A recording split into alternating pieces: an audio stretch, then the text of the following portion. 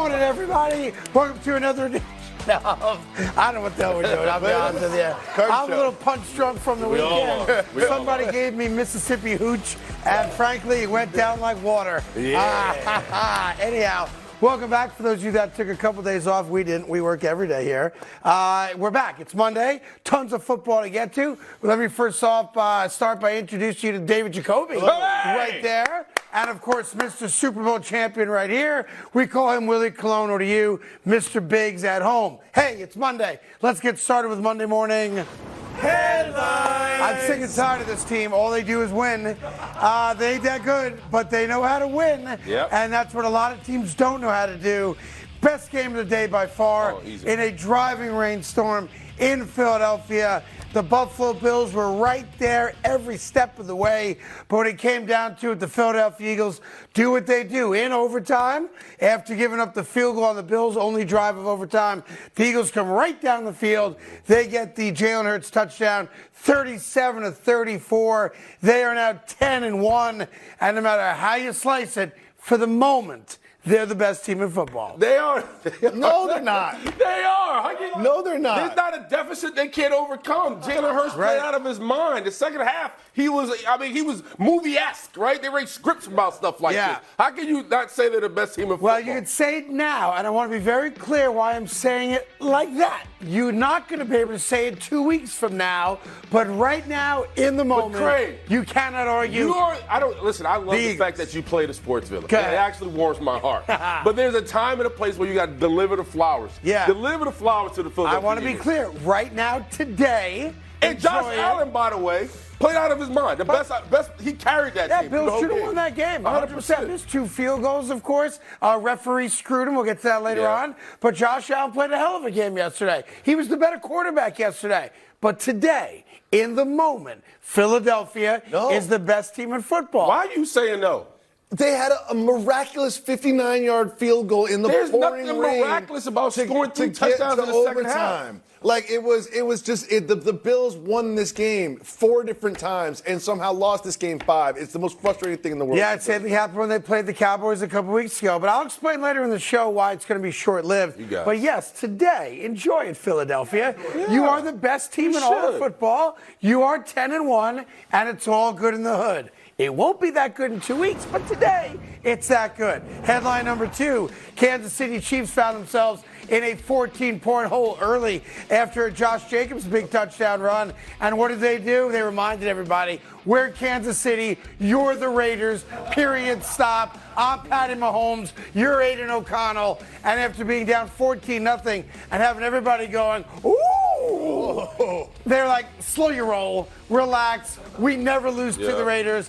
Mahomes is now 10-1 against the Raiders, and Kansas City wins 31-17 to go to 8-3 and stay within a half game, essentially, of the Baltimore Ravens. This was a learning moment for Antonio Pierce, because I think once the Raiders jumped out so hot, he played not to lose, right? When Andy Reid played to win throughout the whole game. Yeah. And he wasn't conservative. Andy Reid said, listen, I'm going to go take this, and he kept the foot on the pedal. But overall, man, what's interesting about this Chiefs offense, if you watched it closely yesterday, there's no more deep balls. They're not going to have those woes no more because they don't have Juju and Tyreek Hill anymore. Everything's crossing routes. So when you see Rasheed Rice and Travis Kelce get open, because everything's going to be short throws and intermediate. And listen, Patrick Mahomes did a hell of a job. Yeah, after being down 14-0, they outscored the Vegas Raiders 31-3. And for a moment, you put aside the worries and concerns about the offense's ability to score points. They had to score in bunches, and they did, which brings us to our third headline today. It wasn't pretty. Here we go. It never is pretty. Here we go. But thanks to a Browning interception while driving for a touchdown that would have put the Bengals ahead 2 scores, Pittsburgh came back. He was ground and pound and ground and pound, and Najee Harris was a man amongst boys. And the Steelers beat the Bengals 16-10. They improved to 7-4. They're not going to catch the Ravens for the division. But I tell you this, I'm not worried about that. They're damn sure a playoff team right now. The bottom line, if every action deserves a reaction. You fire Matt Canada, you want to see what your offense looks like. Yeah. First play of the game, Kenny Pickett, fair move down the seams, bang. I knew it was game over after that. Because they this first time, in 58 games, they acquired over 400 yards off. It says Steelers offense comes alive to beat the Bengals. They scored 16 points. Yeah. Listen, it was ugly prior to that. To be fair, they had so many chances to score points in this game. We just couldn't put the ball in the end zone for a long time. And I don't know why we've come up with this stupid, silly, arbitrary stat of 400. I'm in a great mood. I'm always in a good mood. It's just like we come up with these stupid stats that everyone latches onto. No offense. I know you brought it up already. About 400 yards like it means something. It doesn't. They haven't done that in 58 games. Who cares? The Steelers win. The Bengals lose. They're dead. Stats. That's not and Pittsburgh moves on. Why is 400 suddenly an important number? We've never. Because when you haven't done it in 58 games, and you fire your OC, and your quarterback responds that way. It's an arbitrary number that we just plucked out of the sky to make a point out of. Who cares? But if Tim Boyle would have did it Friday, you'd be standing on a desk with that damn belt around your neck. He might have been the Marshall of the Thanksgiving Day parade. Right, exactly. Had he done that. In any event, we got lots cooking. We'll start with the Philadelphia Eagle-Buffalo Bills game. It was by far the game of the week. And again, somehow, someway, the bastards of Philadelphia figured out how to win. Was it luck or skill? We'll get into that right after this. Good morning, everybody. Hey there, welcome back to the Carton Show. Great to have you here. And look what the cat drag did. Yeah! A few minutes late, but always happy to have Super Bowl champion and Green Bay Packer Hall of Famer Greg Jennings here. Good morning, Greg. How are you? I'm excellent. I'm still waiting for the Happy Thanksgiving text. You're that guy. Oh, yeah. Out of sight, out of mind. The same one. Yep. See? I'm waiting on the same Now thing. it's a thing. In any event, let's get right into football with you because the Philadelphia Eagles twice came back from a 10-point deficit.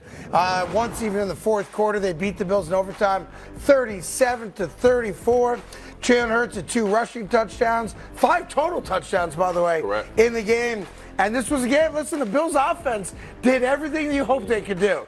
They put 30 points on the board. Josh Allen threw for over 300 yards, ran for just under 100 yards, had 4 touchdowns. And to be fair to Buffalo, number one, they missed a couple field goals themselves. One got blocked by Jalen Carter, right?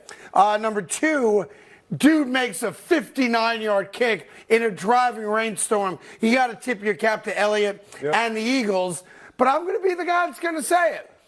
If you think games are fixed, if you think games are rigged, if you think referees have money on outcomes, they don't.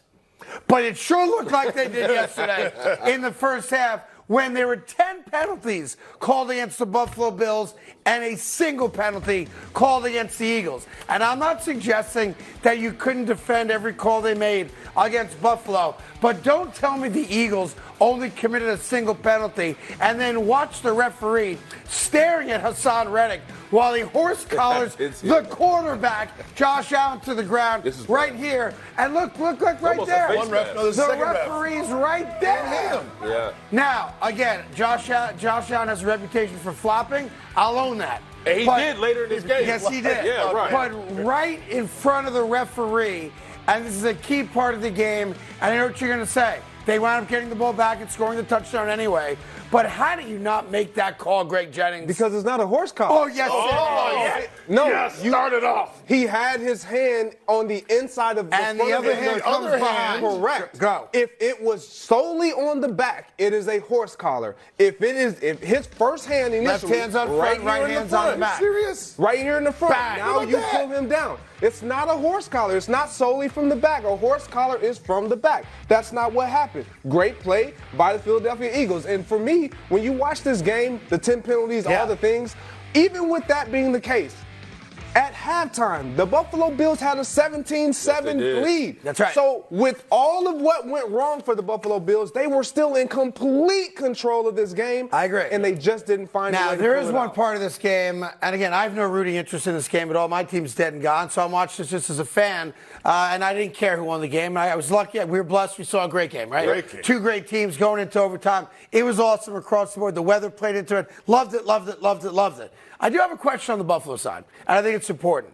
Bills get the ball back with about 20 seconds to go at the end of regulation, and they do have a timeout. Yes. And Josh Allen's feeling it. I know that their running attack was the focus on that final drive that gave them the lead they thought they were going to win the game on. But Josh Allen's playing his ass off. Correct. And Sean McDermott made a decision with the timeout to just take a knee and go into overtime on the road against the best team in football. I found that to be problematic. He didn't want an interception to happen in that case, right? Well, And I mean, you can't play skate the game. I mean, it's a great field goal by the Eagles. You got an opportunity to go into overtime and win this thing. The problem he didn't know, as of now, Josh Allen is 0 for 6 in overtime, right? So there's an opportunity if you love the young gunslinger and you think he's going to drive you down the field, you should have gave him the ball. But that didn't happen. So I'm not mad at it. But to your point is, the first half of that game, Jalen Hurts was 4 for 11, 33 yards. He was having a horrible game.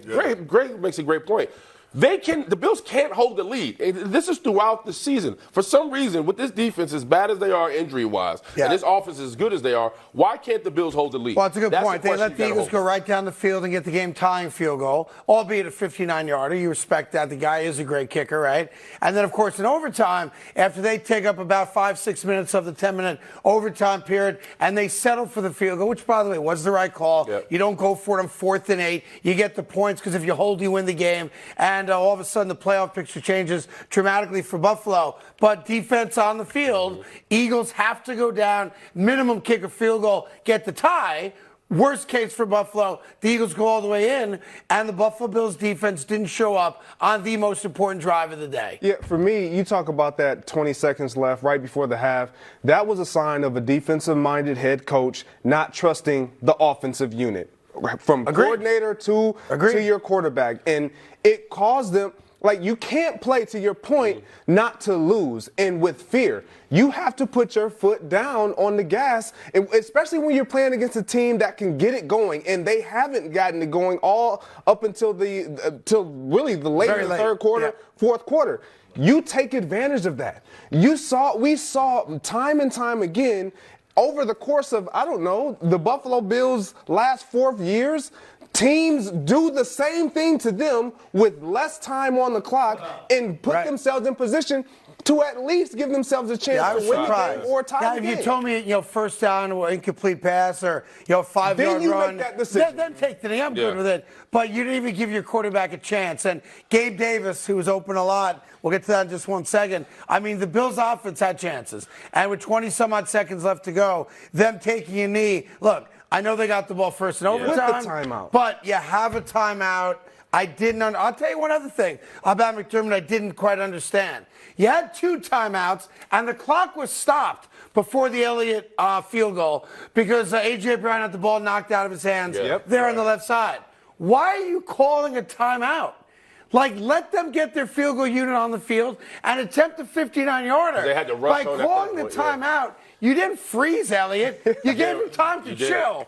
And not only did you do that, you took another timeout away from yourself. Because I'll tell you right now, 20 seconds and 2 timeouts is an eternity. That's 2 or 3 passes, and you're in field goal range. I thought Sean McDermott might have cost himself his job with a couple of those decisions late. Now, let me be totally fair about it. Sean McDermott also did a good enough job to win this game. Why do I say that? Because on 3rd down, before the Bills kick the field goal in overtime to take the lead, they've got the perfect play call by Brady, who comes in for Ken Dorsey, of course, and you've got a wide open Gabe Davis. And what are we doing? What are we doing? Watching this as a Bills fan, the ball's in the air. I literally was thinking to myself, wait, how does the overtime rules work again? Touchdown. They can't match this, right? But then the ball just lands 5 yards away. You can see from Allen's reaction right there that this was clearly miscommunication. He was expecting Davis to. So, Greg, let me ask you the question. You're the wide receiver. He went to his left. Allen threw it inside. I heard what Romo said during the broadcast, that the receiver's got to turn to the right because he knows what the coverage is. But I don't know if that's accurate or not. Who made the mistake? So this is where the gray area is at a premium. When you have empty coverage, meaning there's no safety in the deep, everybody's man-to-man, the quarterback has to get rid of the ball. The only way that this works is when a receiver and a quarterback are in such sync, like Stephon Diggs typically and Josh Allen. And they watch each other's eyes. So you know what it is. You don't care about your route in the moment. You slightly do. And this is where you kind of put blame on Josh Allen, but you got to put some of the blame as well on Gabe Davis, because if you're Josh Allen, yes, you have to get rid of the ball. but you know the route that your receiver has. He's naturally thinking. So he's running a corner route. He's running the corner route. Right. So naturally, his eyes are going to go the opposite way. So if anything, you throw the ball straight down the line or to his left, over his shoulder. That way you know. Because the corner route's going to take him naturally to his left. Exactly. If he would have had any route that was breaking to the right, I say absolutely that's Josh Allen doing exactly what he needs to do. So that's not a snap read? I'm just asking because I don't know. For a wide receiver to say, all right, there's no deep safety. It's man-to-man coverage. If I get by him, I immediately go to my right because that's where the open space is? No. Is that what he's supposed to do? No. So what Gabe Davis is doing is the moment he knows it's empty. He knows it's man-to-man empty coverage. Yeah. So naturally, he's just going to try to win, immediately get his eyes back. That's what he does. He wins immediately, turns to his left because his route is to the left. So that's on Josh Allen. I'm not saying it's on Josh Allen, but if there was somebody, but it sounds like it's on Josh Allen. No, but if there, because what I don't like is typically what happens is when you get a broadcaster in the booth, you naturally throw it on the receiver, and the receiver can't think. Especially when the broadcaster's a quarterback. Correct. Thank you. Not a lot of you typically, at the end of the day, this is a bang-bang situation. Yep. It's almost of what do you expect your receiver to do? Well, I know his route if I'm the quarterback. Throw the route. Throw the route. Right. Just throw it up. Well, give him a again, chance. that's third down. And then one final thing. I know we got to take a break here. And we have plenty of time to go over this game again and again and again and again and again. And at 9 o'clock, probably again. And again. This is a great game. Good morning. I did not see the post-game stuff. So if I miss this, I'll take ownership of it. But there were a number of times throughout the game on third downs where Stephon Diggs is off the field. Yeah. To the point where, Nance and Romo acknowledged, like, he's not on the field again. Right. And I'm trying to figure out why their best wide receiver and best player, not named Josh Allen, is not on the field. Now, to Diggs' credit, he wasn't even complaining about it. So I'm not sure if he's winded or hurt or what the situation was. But on third downs, Stephon Diggs was off the field for a guy I never heard of. They're passing third downs. It's not like they're bringing in extra tight ends or changing the complete sort of fabric of the offense they're running. They just brought in a different receiver. Yeah, and to your point, he didn't seem injured. He caught a touchdown. Yeah. Or fatigued. This is one of the things that I absolutely hate about today's game and receivers. They tap themselves on the helmet and take themselves out. I'm never taking myself out. What are we doing? If someone runs a go route or something and it's an incompletion, they just sprint it for 50 yards, whatever, fine, I get that, but that's not the case in any of these Exactly. I don't get it, but I mean, hey, it is what it is. Anyhow, great game. The Eagles are the best team in the sport of football. They're 10-1, but they got 2 games back-to-back. They could change all that against San Francisco and the Dallas Cowboys. We might come in here 2 weeks from today talking a whole different tune about who the monsters of the NFC are. Not today, though. Maybe later, though. It's possible. Coming up, Tommy DeVito, a rock star in New York, and a great young quarterback battle, C.J. Stroud and Rocky Dennis. Trevor Lawrence, I apologize.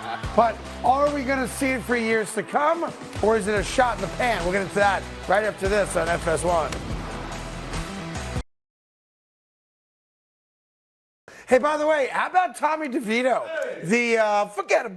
starting quarterback of the New York Giants, with his now patented Paisano Butcherberger high five.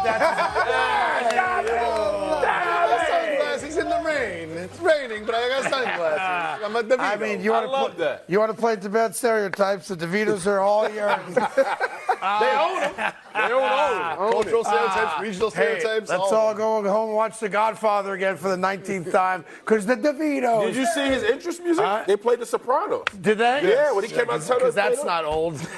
Jesus, Sopranos has been off the air for 20 years, and Rutgers still uses it when they scored one touchdown. By the way, Tommy DeVito yesterday in another Giant win after the Patriots blow a 31-yard field goal to tie the game late through one touchdown pass. To Isaiah Hodgkins, one touchdown pass. It was enough. Forget about it. Chicken cutlet for everybody. You guys don't know how good Tommy DeVito is, and neither does he. Forget about it. Look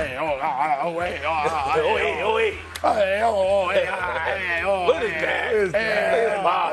give me some Parmesan cheese. Does his parents give him a ride home after the game? Like, I think so, yeah. You did great, son. Terrible. Okay, anyway, let's get to first and football now. Jacoby's got to be here for a reason, right? So first and football. Hey, right. Forget about it. Well, you forget about it. Moving on to first and football, we have the Jaguars and the Texans in a back-and-forth matchup that saw the Texans with the ball. C.J. Stroud moving down the field has a chance to tie the game with a field goal. And guess what happened? I don't know. This is like Jaguar highlights to me. These are Jaguar highlights at the moment, but this is what happened at the end of the game. C.J. Stroud drives him down and doink. Yeah, right off so the it's crossbar. listen, they're feeling it's like the complete opposite of the Eagles and Elliott, who's like the best money field goal kicker in the game for a couple years now. Never missed a 2-minute kick, a kick to take the lead, an overtime kick, a playoff kick, and then this dude Amendola, I don't know if he's related or not, for the Texans, has never made a kick past 50 yards. That one was 58, and as you saw right there, hits the crossbar. And with that, we don't go to overtime. And the Jacksonville Jaguars, I'm not going to say steal a win because they outplayed Houston for the majority of the game. But the Jaguars now lock solid division champions, division winners when it comes to the AFC South. Look, they're 8-3. There was a minute yesterday also, as we waited for the Baltimore Raven game last night, where they were the number 1 seed. So as much as there's a lot of us that think they're kind of paper tigers and maybe not all that good, when you compare them to the teams who I think we all agree are the elite teams of the AFC, the Jaguars are 8-3, and there's going to come a point where you can't deny that they're a legitimate playoff team and good enough to even win a couple games. And we got to remind ourselves, last year around this time, Trevor Lawrence got hot, and his team got hot, and that's how they kind of crawled into the playoffs.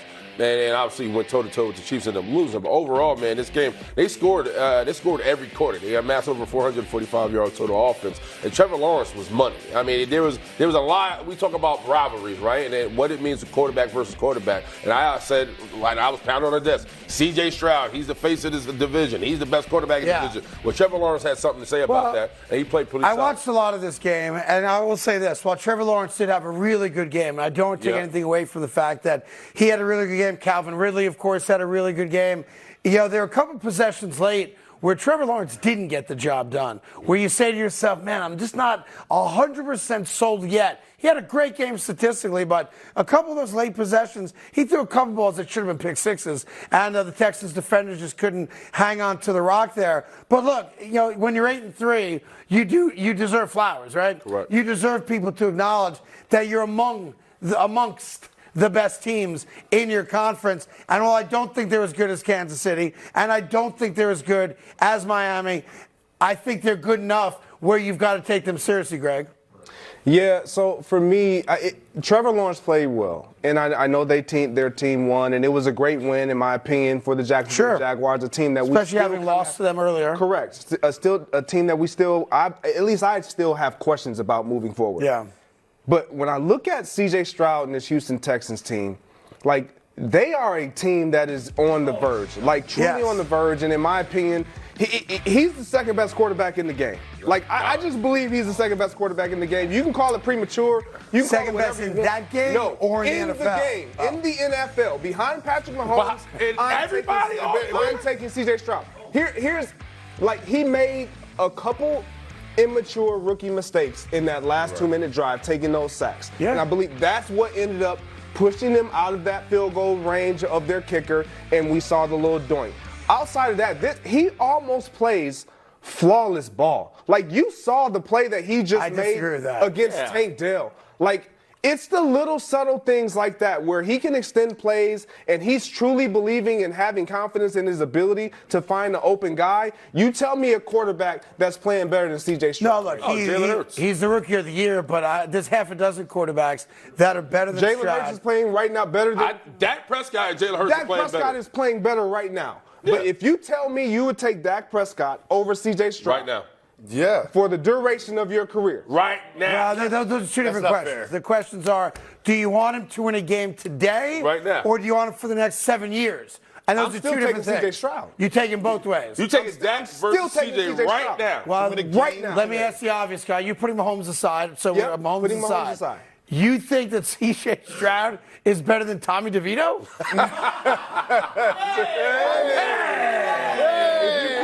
If you put it that way, I mean, he's winning for the Giants. his teammates don't get gabagooled by the pound after the game. Look, C.J. Stroud is a great young player. I don't think we have to get crazy, which I think you're doing, and now anoint him as the second best quarterback in football. Well, you haven't given me a quarterback that's better than I that. would- said Dak. I would take Dak, Josh Allen over Jalen C.J. Hurts. Stroud. Yeah, I'll take I would Josh take Allen, Jalen Patrick Hurts. Mahomes, Lamar Jackson. Well, I gave you Patrick Mahomes. Okay, everybody behind you, just turn around.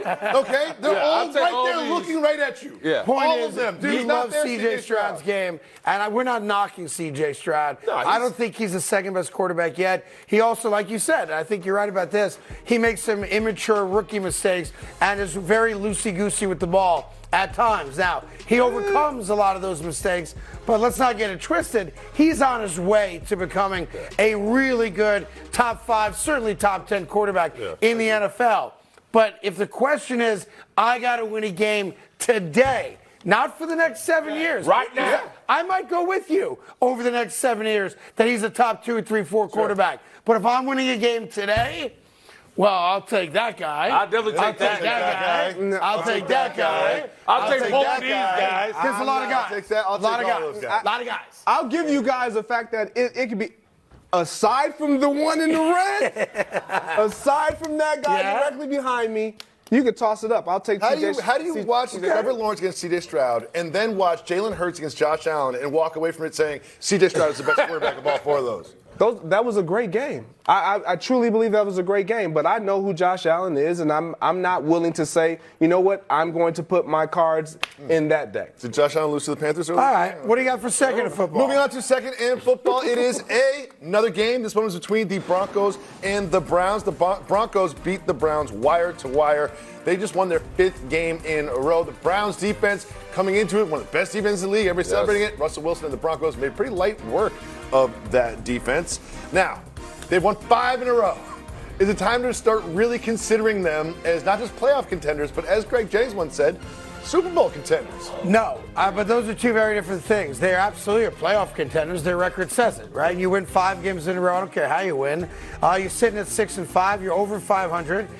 You're in playoff contention. Period. Stop. You control your own destiny. But they're not Super Bowl contenders because they're not as good as Baltimore. Baltimore beat them by 40. If they played right now, the Dolphins would beat them by 50. If they played right now, and and on and on and on. Yeah. So, let's give them credit that they overcame a horrendous start, the embarrassing 70-point loss in week 2 or 3, whatever it was. And not only has Sean Payton righted the ship, they've got that ship going far beyond what anybody thought. Now, the Denver Broncos are on the outside looking in.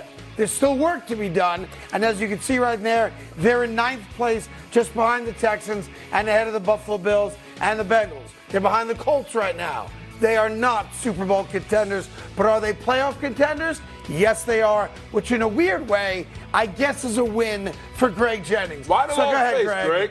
Well, because I'm listening to Craig saying the Dolphins will beat them by 50. They would. Yeah. And they did. Yeah. And you talk about the Baltimore Ravens will beat them. Well, how about the Kansas City Chiefs? Would they beat them by 50? They how lost about the to them. Buffalo Bills? Would they beat them by 50? I didn't say Bills. Exactly. Right. My point exactly. But I would take the Bills over them by 20. Yeah. Well, how? When Because- they beat them? because I this don't- is a team that has turned it around. Can we just admit that they have turned it around? Yeah. And this is a team that nobody wants to play right now. Everybody looking at the schedule when they were 1-5 or whatever their record was, everybody's like, check that. That's a win. That's a That's win. right. That's a win. Oh, they got the Broncos left on their schedule. That's a win. Now everybody's looking at the Broncos like, that's not an easy win. You want to know why? Because they've understood how to now play as a team. Like, it's not just about Russell Wilson. They run the ball better defensively. They're not giving up 70 points, obviously. Like, they're finding ways to win. And At this point in the season, that is all that matters. To be fair, they beat the Bills by 2. They beat Minnesota by a point. I don't care what they won by. In the beginning of the season, this team was 1-5. Yeah. Sean Payton they were talking about, there was a legitimate conversation, is this man right for this team? Yeah. Russell Wilson, this locker room was in disarray. They went to Miami, to your point, got a 70 burger put on them. That's going to Canton. That's how bad that loss was. And then somehow, some way, they say, you know what? We all we got. There's nothing coming through that door that's going to save us. And you got to talk about this defense. You got to be honest with this defense right now has 15 takeaways in 4 games. Yeah. That's big time. Vance Joseph, defensive coordinator, I thought he was the worst in all of football, and now he's peacocking down the sideline because he's finally got his boys playing big time football. They're on the not defensive making. side. They're. I want to be clear with this. I'm just saying, give them They're their in flowers. contention to make the playoffs. They're not making the playoffs. Let's not get crazy. We probably don't mention the Denver Broncos again on this show because even though their schedule ain't that hard, let's see what they do against the Houston Texans this week. Right? Mr. C.J. Stroud, second best quarterback in football. You're in a bad Let's see what the Denver Broncos do against the Houston Texans. You haven't, after all these significant wins we saw this weekend, you haven't given anybody flowers. That's correct. Tommy The Jets embarrassed Tommy themselves DeVito. What do you mean? on We saw Friday. him DeVito for like 5 minutes. Because I had to go home after working another holiday and watch the New York Jets embarrass themselves on a Friday afternoon. Why are you in a bad mood? You should know the I've been answer to saying. that. Screw the Denver Broncos. And Sean Payton, as good a coach as he apparently is. Ooh, they're 6-5. They won 5 games in a row. Screw them and Mark Schlereth while you're at it. And every other former Bronco. Name what? Ed McCaffrey. Who else you got? Mecklenburg. By the way, John Elway, the cheapest bastard in Denver, used to give out small little chocolate bars and his autograph on a playing card for Halloween. Didn't even go for the big chocolate bars. Cheap bastard. How do you know that? Anyway. Is that it for First in Football? Yes. That's it. What happened? We turned the ball over? we didn't get the third down? Well, today is Cyber Monday. Coming up, you'll find out about all the great Cyber Monday deals you have in the NFL. And we'll talk about the Baltimore Ravens taking care of business last night and asserting themselves as the best team in the AFC right after this. All right, it's Cyber Monday, of course, the biggest online sales day of the year. Look at me, my little buddy Jacoby, trying to find deals online. Hey, Dad, let me show you how to connect to the internet. All right, right now on Fanatics.com, you can get a starting quarterback for less than $10,000 a game, and it comes with a pound of prosciutto, 3 pounds of gabagool, and some fresh semolina bread. Some more today. Yeah. Tommy DeVito. Yeah, forget about it. And while the New York Jets sells Tim Boyle, the New York Giants have invoked the spirit of Columbus himself and have brought all Italians together to watch the New York Giants play winning football.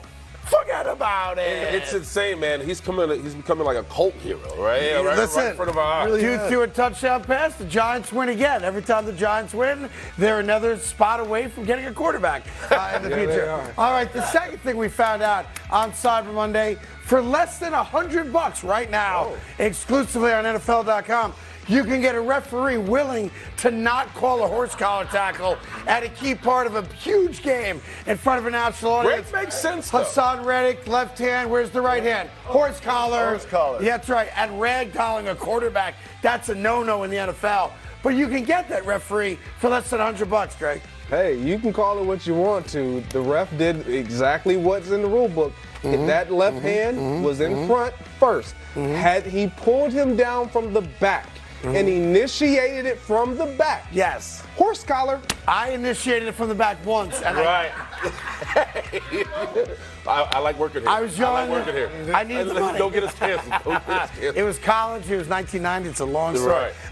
It was the Thunderbird, holiday. Mad I Dog. was depressed. It was Christmas. You went to college? In any event, the third thing we found that you could buy exclusively as a Cyber Monday sale is a Brock Purdy quarterback roommate doll for league minimum.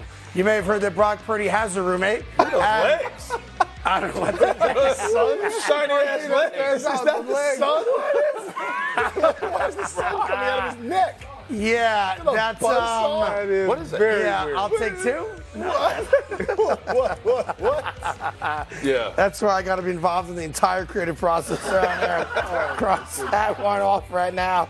And let's just wrap it up with the most expensive deal for Cyber Monday. You have to be wealthy to afford this. $37 million gets you 4 plays out of a future Hall of Fame quarterback. That's not a good deal. Yeah, and it turned out to not be a good deal for the New York Jets, who are the only team that wanted that Cyber Monday deal. Yeah. But good news, he's practicing. Why? Coming back. Like, what are we doing at this point? Suit up tomorrow. The Jets are in the grave. Like, Aaron, go to California, stay put. Yeah. See you next August. By the way, what are we doing? the Giants might not be tanking with forget about it, but the Jets should tank the rest of the way because they're in the 8th spot right now draft-wise. If they can get into the top 3, they have an opportunity to get another future franchise quarterback who then could learn behind old man Aaron Rodgers, but that's a story for another guy. Yeah, please. Woody Johnson. Yeah. Please step in and be like, Aaron, thank you, but no thank you. Is that wrong Yeah, to say? remember, Woody Johnson has changed his entire tack this year. Wearing the bling, giving the franchise over to Aaron Rodgers, signing guys that he wants, empowering them to make him the focal point of the franchise. But I can tell you right now, it's in our best interest to lose every game out and maybe get a top 3 pick. They're not going to do that, but that would be the right thing to do. And I caution you, for those of you fans out there that don't want your team to tank, I want to go back 4 years very quickly. The New York Jets had a game against the Rams, final game of the season. Yes. If they lose that game, they get Trevor Lawrence. If they win that game, they get Zach Wilson. Now tell me it's not a good idea to tank games when you have nothing to play for. That changes directions of franchises for decades and decades.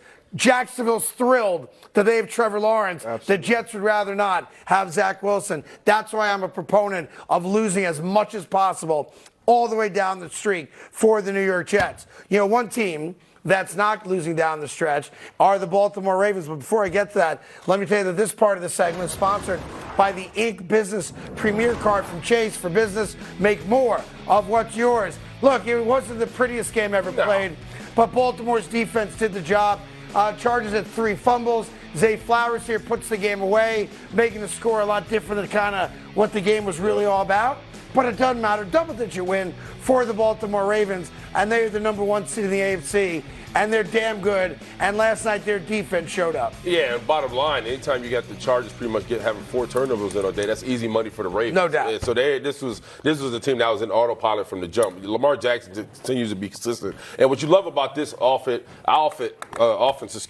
totally, is no Mark Andrews, right? Yep. You talk about certain injuries. Ronnie Stanley was back in the game, so that was good to see. But they just did it in a multitude of ways, and that was fun to see. So I think the Ravens, man, they're just in cruise control. You can't blame them. Yeah, look, Lamar Jackson threw for less than 200 yards in yesterday's game. It was a different type of game, but they dominated defensively. And on the Chargers side, look, it's another year the Chargers are going to be on the outside looking in. They're not playing postseason ball. They're going to have a new coach. Yeah. As good a guy as Staley is, they're going to have a new coach because he's just not gotten the job done.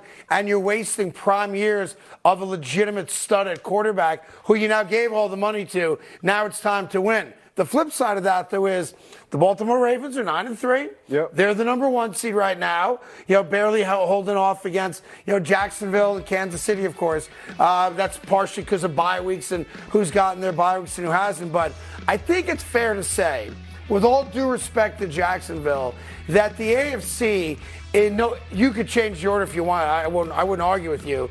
Baltimore, Kansas City, Miami. They are the 3 elite teams in the AFC with Jacksonville knocking on the door. Pittsburgh's offense is brutal. Hey. Cleveland, again, yesterday showed you no offense. The DTR got knocked out, and PJ wasn't any good. The Colts is a great story, but they're not beating anybody in the postseason. We all agree that maybe the Texans could win a playoff game if the Broncos stay hot because of Russell Wilson's experience and Sean Payton's. Maybe I could see them winning a game. But the AFC is a 3-horse race, at least for my money, Greg. Yeah, I'm with you there. And when we look at the Baltimore Ravens in this game last night, it does look a little different. Yes, you say they're on cruise control. I think this is what the offense is going to look like without Mark Andrews. So moving forward, you lose a huge part of your identity offensively with the guy like Mark Andrews, somebody who's obviously has been Lamar Jackson's comfort since he's gotten into the league. So for me, I'm interested to see how they look moving forward because of the absence of Mark Andrews. Yeah, no doubt. Listen, it's you have at least 3 teams in the AFC. You got at least 3 teams in the NFC. But the Baltimore Ravens, right now, in the moment, are the best team in the AFC, much like the Eagles are the best team right now in the NFC. But you've got a really interesting final 5 weeks schedule-wise, which we'll get to a little bit later on in the program. And there is a football game tonight, right? Yeah. We're still playing this game tonight? Vikings-Bears. Vikings-Bears. Yeah. Garbage. Minnesota, Chicago. Right? My guy's quarterback tonight. So let's hope Minnesota gets back in the win column with my favorite quarterback in the NFL right now, not named Brock Purdy, Joshua Anthony Aloysius McDonald Dobbs. That's my guy. Coming up, your mid-show headlines, in case you missed anything at the start of the show or from yesterday's action. We got you covered, starting with the Bills now under 500. Ooh, bye-bye. But showing that when they want to, they're as good as damn near anybody. But is that enough to get in after this? Nope. Hi, good morning. Welcome back to the Carton Show. We got David Jacoby right there, Super Bowl champ, Green Bay Packer Hall of Famer, Mr. Greg Jennings, who's very argumentative today, and with Super Bowl champion Willie Colon right here. By the way, best play in the Giant Patriot game yesterday that was not officiated by the NFL officiating crew that was paid to officiate the game from an official standpoint was this clothesline tackle. We can show real quick here. Tell me how this isn't a penalty, boys. Oh! Decapitated. Yeah, literally decapitated the Patriot receiver or a kick returner who came off the field injured. That's a clothesline tackle up around the throat. Legal or not legal, Gregor? I mean, legal. He didn't grab a face mask. That's why I love football. Right in the Adam's It looks apple. like he loses his head for a Sit second. down, son. And sadly, he did come out of the game and did not return to the game. That was a Douglas. But can we show it one more time? Yes. This is the violence we need during an American this time of holiday year. Yeah. like Thanksgiving. Hey, guess what? Down.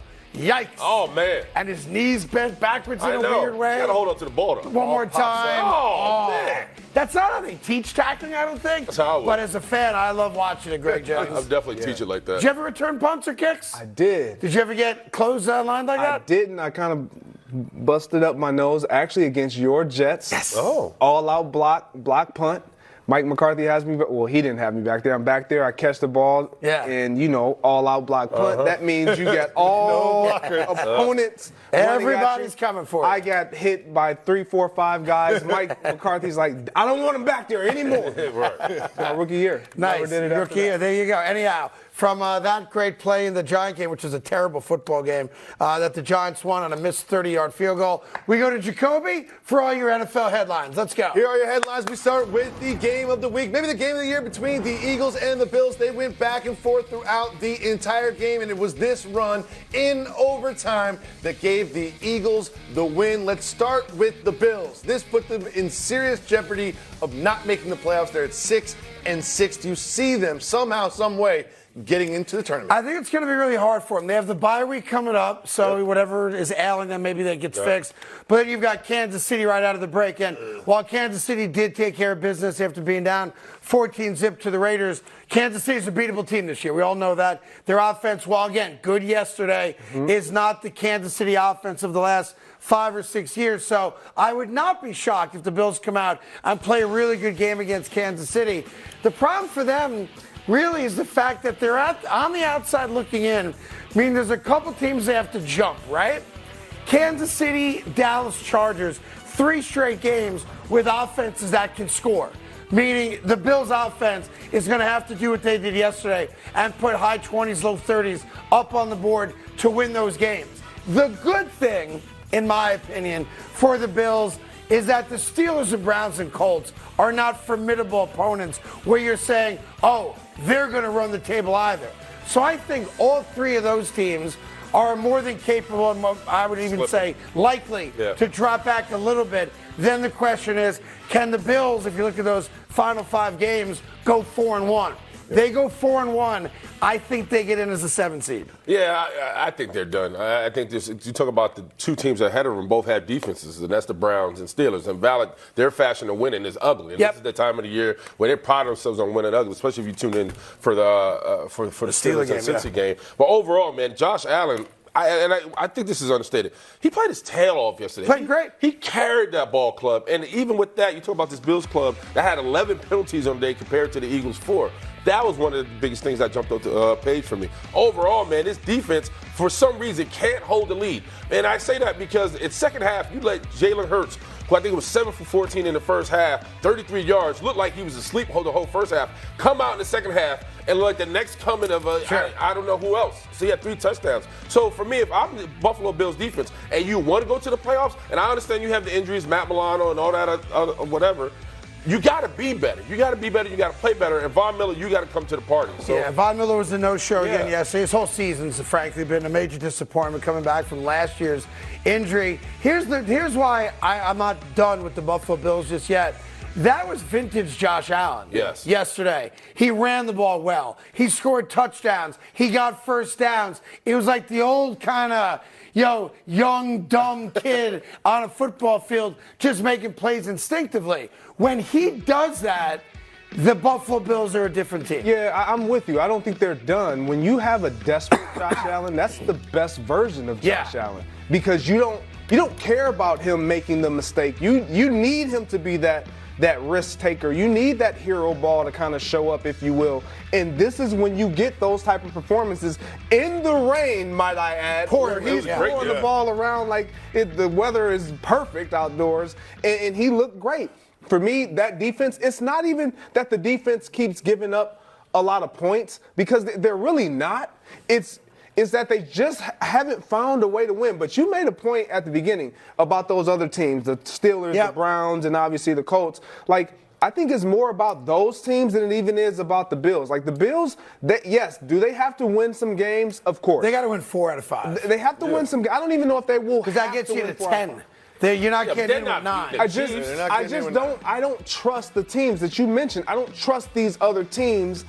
Even with the Bills at 6-6, I don't trust those other teams to continue to be successful and win games as I would trust Josh Allen and the Bills. Yeah, I think 5, 6, 7, 8, 9, 10 are going to change a lot over the course of the next 5 weeks. You're in one week, you're out the next week.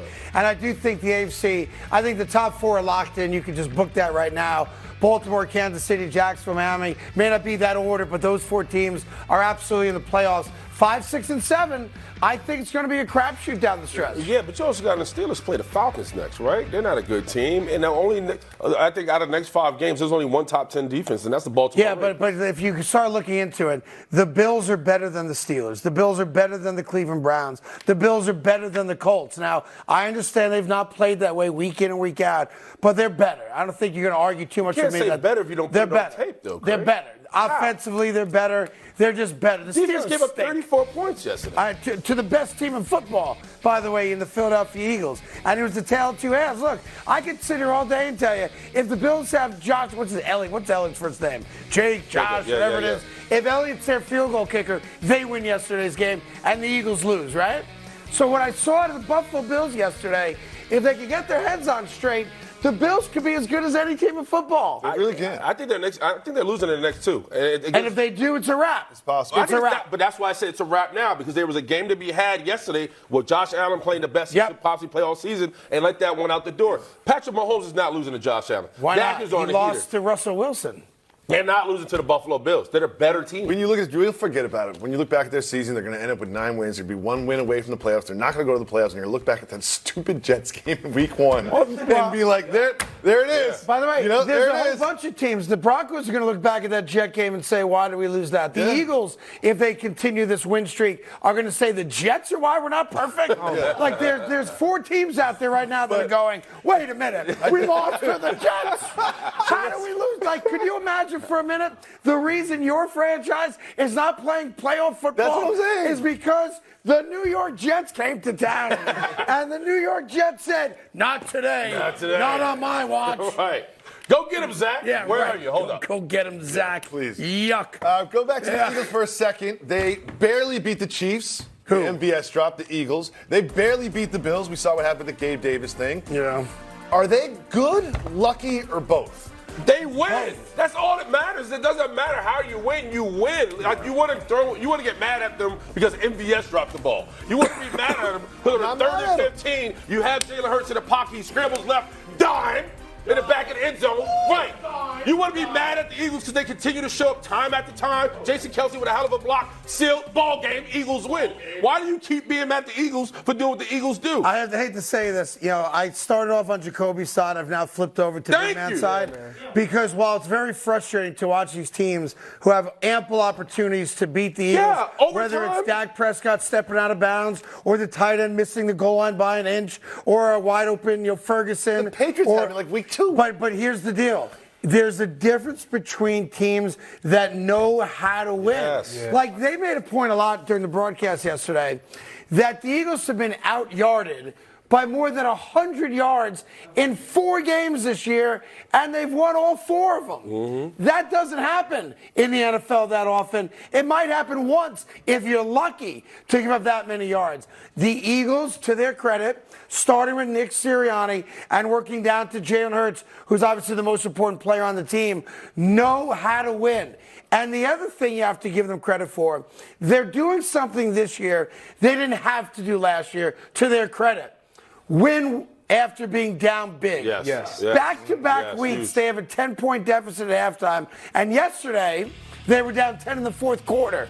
And they don't panic. They don't change their game plan. Matter of fact, they actually committed to the run a little more. Thank you. When they were down 10. And DeAndre Swift has that big first down run to get them right back in the ballgame. Like the Eagles are just really, really good at all the little things you need to be good at in the NFL. Yeah, the Eagles have been the student that literally, if the final exam is coming up and the final exam is the playoffs, they have studied every test. They have every test. They've aced every test. They've been in every situation you could possibly have wanted your team to be in going into the postseason and ending the regular season, and they've made it work. They found a way. We can say that this team is getting lucky or teams are giving them wins. Now you're 10-1. Right. But when you have a team that knows how to finish, we always talk about starting fast, and they don't always start fast. But one thing we know that they're going to do, if they're in the game,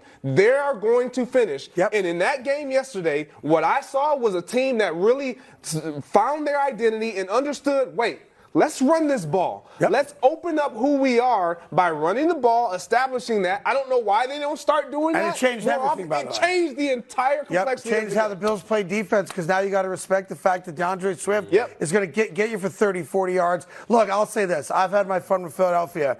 Jacoby, I respect what you're saying. I get it because I'm with you week after week. Like, oh, they could have lost that game. Oh, they should have lost that game. Oh, they missed a wide. MVS drops the ball. Oh, Josh Allen and Gabe Davis aren't on the same page. It's a game-winning touchdown. There's something like that damn near in every game. Yep. It seems like the Eagles have played this year. Dak Prescott steps out of bounds. All that stuff, right?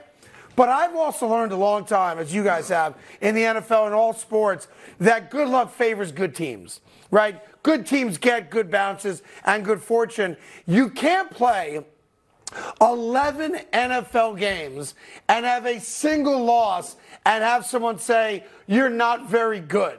They're the best team in the sport. Now, here's the reality. You've got San Francisco and Dallas back-to-back. They could lose both those games and give up the number 1 seed to the Dallas Cowboys if they do. But if they don't, they're winning out. Oh, yeah. Because the Giants aren't going to beat them, even with the Italian Stallion, and the Cardinals stink. So there is a legitimate shot if they get through San Fran and Dallas, and maybe they don't. Mm-hmm. You are looking at a 16-1 football team. And then at that point, what are we going to say? They're not good? Yeah, they're the best team in football. Yeah, you can't say it now. I mean, we forget. Guess who had the ball start in overtime? The Bills, right? And I even back you up one. Prior to the big kick, Jason Kelce had 2 offsides, right? Yeah. So there was multiple times. You talk about the missed throw to Gabe Davis. There was multiple times where the Eagles should have won the game. But when you talk about the total of the game, one thing that stood bright, and that was Jalen Hurts in the second half. Yeah. For him to come out in halftime, being asleep in the first half, and will his team to victory, throwing the ball, DeAndre Swift getting hot in the run game, his offensive line getting busy, getting downhill. This is the most. We talk about the Niners being the most complete team. This is probably the most grittiest team in all of football. Look, they got the best offensive line. That was without Lane Johnson at right tackle, and their record without him is well under 500. They overcame that. On the defensive side, Fletcher Cox out with the groin injury, so he wasn't playing. They overcame injuries. They overcame the weather. They overcame their own sloppy play and really non-existent offense in the first half. And put it this way, when the Bills settled for the field goal after the miscommunication on the third down play, when Gabe Davis is open and Josh Allen throws it outside or inside instead of outside, right? Did anybody have any doubt that the Eagles were going to score? No. Was there any doubt at all that they were going to go down the field and score? No. I'm watching the game with Eagle fans, and I'm sitting in the corner with my little jet hat on going, I knew they were going to score. They also do it without big A.J. Brown games like they got earlier in the season. And how about this? The last 2 weeks, A.J. Brown has been a real non-factor in the offense from a standpoint of having a lot of catches and a lot of yards and touchdowns, and he hasn't chirped. That's the difference when you chirped early, get me in the offense, and all of a sudden he's second only to Tyreek Hill. Now he recognizes it's going to be December. At the end of this week, we're winning. Time to zip my lip and be a part of the squad because we're winning games. Moving on to the Chiefs and the Raiders with our second headline. This game started out bad for the Chiefs. It was 14-0, and then the Chiefs turned it on, turned the corner, ended up winning 31-17. Yikes. What did this comeback tell you about the Chiefs? Nothing at all. It really didn't. I mean, they're a better team than the Raiders. I was shocked that the Raiders obviously took a 14-0 lead. I'm not shocked by the outcome. Last week, I think we all sat here, and Plax as well, sat here and said, well, you give the Raiders a lot of credit. This is where the Chiefs get back in the win column, and that offense kind of flourishes. Patty Mahomes was not going to lose to Aiden O'Connell, and I could keep it as simple as that. I'm not sold on Kansas City because they beat the Raiders. Because remember, the Raiders, while they played very well against the Dolphins in a 21-14 loss, their 2 wins with Antonio Pierce are against the Giants and the Jets. Mm-hmm. So before we start, crowning him as the next great head coach in football, he beat the Giants, he beat the Jets, and it wasn't blowouts, by the way. Those games are in the balance in the fourth quarter. He's since lost to 2 playoff teams in the Dolphins and the Chiefs. I don't trust the Chiefs. I don't. I trust Mahomes, best quarterback in football, period, stop. But just because Rashee Rice had a good game, and he did, and Pacheco ran the ball really well, and he did, I got to see what Kansas City does against real competition because the Raiders are not real competition. Yeah, I still think that they're the favorites. Maybe. Simply because, number one, Patrick Mahomes. That's the obvious. Sure. But we underestimate how good this defense is. Say it week after week. Every single week, I look at this defense and I'm like, man, who is really making plays? And it's all of them. Mm-hmm. Like, the secondary is really good. Mm-hmm. They're going to stop the run. They're going to get pressure when it matters most. Like, at the linebacker level, they get great play. Like, there's nothing that this defense doesn't do good. Like, they do everything pretty solid. And obviously, you give Patrick Mahomes a defense that's going to create stops, create turnovers, if you will, and give him a chance to stay in the game, he's going to eventually beat you. And that's what typically happens. I want you, Craig. Greg, this is why you got to understand, like, the Chiefs are tied with the 49ers for fewest points allowed in the game, right? Like, they hold opponents to pretty much nothing. And what you see right now, what Spags is doing, he has a lot of depth, and he's blitzing, he's getting home. And so when you got this defense playing at a high level at this time of the year, it puts the pressure off Patrick Mahomes to be the world beater because they have some issues on offense. So when you talk about this team being who they are right now, they're one of the favorites because they're playing on both sides of the ball. And they showed you last night, especially going down 14-2. Look, they've also had a very easy schedule for a team that won a Super Bowl last year, and they've taken advantage of that easy schedule. But coming up now for them, it's what? You've got Green Bay. Green Bay ain't very good. You've got the Bills off a bye week. That's their season if you're Buffalo. So I do think that'll be a tougher game. New England sucks. The Raiders suck. The Bengals suck. The Chargers suck. Like, worst case scenario, they're going, 5-1. in those final games, which means that gets them to 13 wins, right? Meaning the Baltimore Ravens are on notice. From a schedule standpoint, Kansas City ain't going to lose a lot in the final month and a half of the season, forcing Baltimore to have to do the same because, remember, during this great mini dynasty that the Kansas City Chiefs have created, they've never had to win a playoff game on the road. They live at home, and they wait for you to come to them, and more often than not, they take care of business. Yep. The Baltimore Ravens are the only team. I guess the Dolphins are there too. But, the Dolphins, unfortunately, for them, their schedule's a little bit more difficult than Kansas City's coming down the stretch. The Ravens have to hang on to home field advantage, and let's see what happens if Kansas City, if they get there, has to travel to Baltimore, that last Sunday in January to get to a Super Bowl. One thing I loved about what I saw from the Chiefs yesterday is it feels like they've sort of figured out how to allocate their targets on offense. It's like, we've got 3 guys. We've got Pacheco, we've got Kelsey, and we've got Rice. They used to try to MVS, they used to try Tony and all those other things.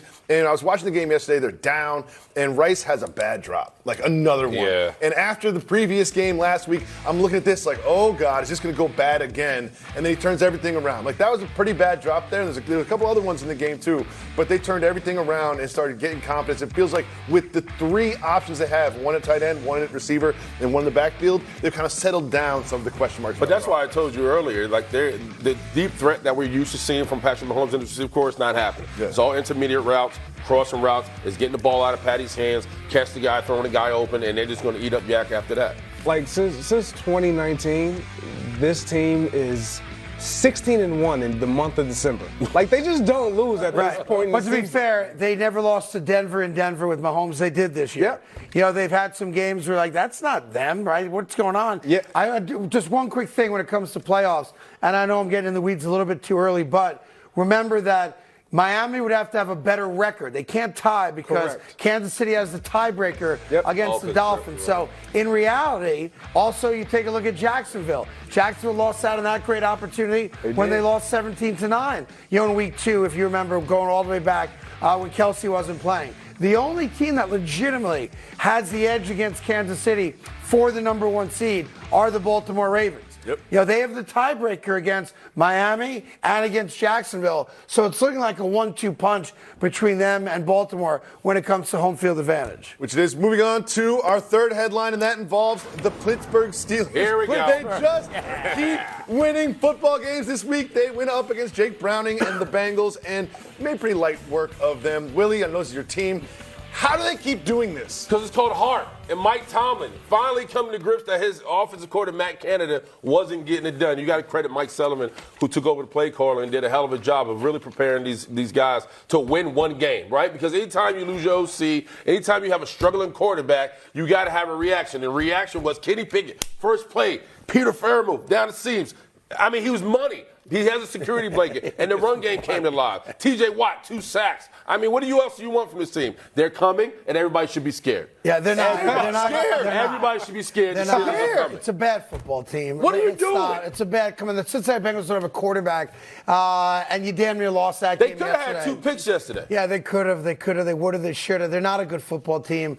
The only thing going for Pittsburgh is that the Browns are worse, and they're in the playoffs also. Look, I don't know how Pittsburgh does it. I love Mike Tomlin. Why isn't winning enough? Because it's a bad football team. They go out there and play bad football. They're the benefactors of playing against other bad teams. That's why they win games. You put Pittsburgh up against a good team, they get waxed by 20. They beat the Ravens earlier in the year. That was 2 months ago. It doesn't matter. They beat them with Lamar Jackson on the field. They dropped like 4 touchdowns in that game. How can the Steelers control drops? They can't. They can't. Much like the Eagles can't control guys missing field goals and wide receivers not running the right routes, right? But when you look at the Pittsburgh Steelers, Cardinals suck. It looks like high times are ahead, boys. Oh, my God. And good times are ahead. Here we go. Steelers. Not just that. Here we go. The Steelers are going to beat the Cardinals. They'll beat the Patriots. They'll lose to the Colts. They'll beat the Bengals. And then they'll lose the last 2 against Seattle and Baltimore, meaning they can get to 10. And 10 gets you in. And Coach Tomlin would be coaching If they don't get to 10, it'd be more surprising if they did. It's look, I've always said, Yeah, you never blame a team for the schedule they have, and it's not their fault that they have a pancake schedule now. They've got some tiebreaker issues as well. Like, they lost to the Texans, so they lose that tiebreaker. They're not going to have the greatest record necessarily in some other AFC teams, but I give Mike Tomlin his credit because somehow, some way, they have figured out with a bad quarterback. And by the way, this is a story I kind of want to notice. Very good defense. It wasn't that they just replaced Matt Canada as offensive coordinator. They have a two-headed monster. They've got one guy is the offensive coordinator. Yes. And a different guy calls plays. Play caller. What are we talking about? Yeah. We're talking about a bad football team with a great head coach. Can't call a team bad when they win. So you touched on something that I think is going to end up looming large, or whether they continue to be effective offensively, and that's they got the tight end involved. Anytime you have a young quarterback, typically what you see happen first, the chemistry that's typically developed the quickest, is the relationship in the passing game with the tight end, because they're the bigger target, they have the bigger wingspan, and they're kind of the safety blanket. They run that and control the middle of the field. We saw that yesterday for the first time all season. And all of a sudden, you have a quarterback looking deep. 21 I don't care about that. They haven't had that all don't right now. I don't care about that. I don't care about what you just said. I wasn't listening. That's because you don't play the game. You don't understand I the game the way we played understand once the game. against the Russian Giants when I lived in Cleveland. It's a long story. It's okay. I'll show you a video. 3 touchdowns. We don't need to see 5 catches. In any event, I know we have to take a break, but allow me just for a moment. Because we always talk about the greatness of Mike Tomlin. Yes. How Mike Tomlin, no one acts out of order on Mike Tomlin's team because everybody respects Mike Tomlin, right? Okay, interesting that happened because yesterday, in a game the Steelers had to have to keep their playoffs hope alive, there's a guy on their offense whose name is Deontay Johnson. Yes, receiver. Deontay Johnson was on the left side of the field. Yep. Correct. The play snapped. Oh, no, it's a run play. There's a fumble. Top of your screen, Deontay Johnson. That doesn't seem like a Mike Tomlin kind of play. Right. And yet, was he punished? Was he taken off the field? Was he yelled at? No, he wasn't. Right. We tolerated this. Deontay Johnson. I'm just watching the pancake from my left guard smoke. I apologize.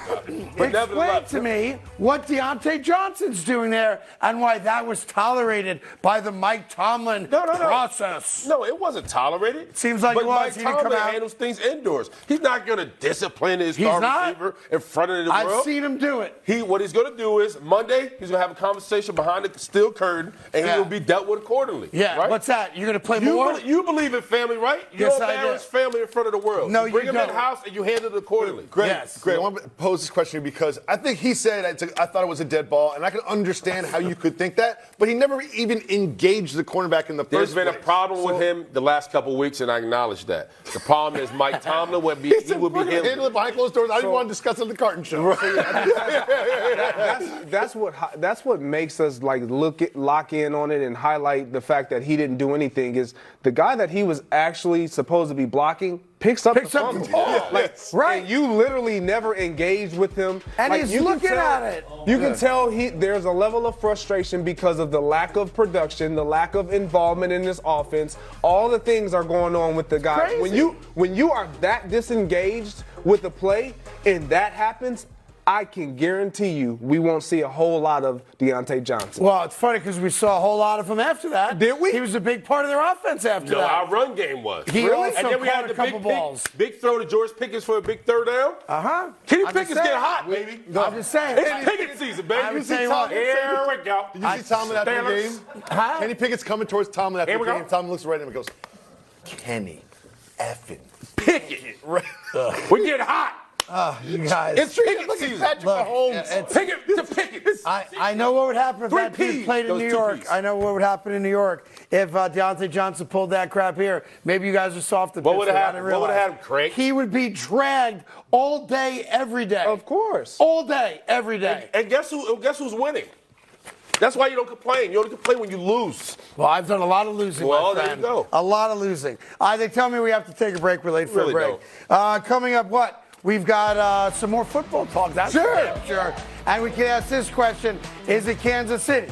Is it Pittsburgh? Is it Houston? Is it Jacksonville? Is it Miami? Steelers. Or is it the Baltimore Ravens indeed after all these games as the favorites to go to the Super Bowl in the AFC? We'll my discuss after this. Where's my towel?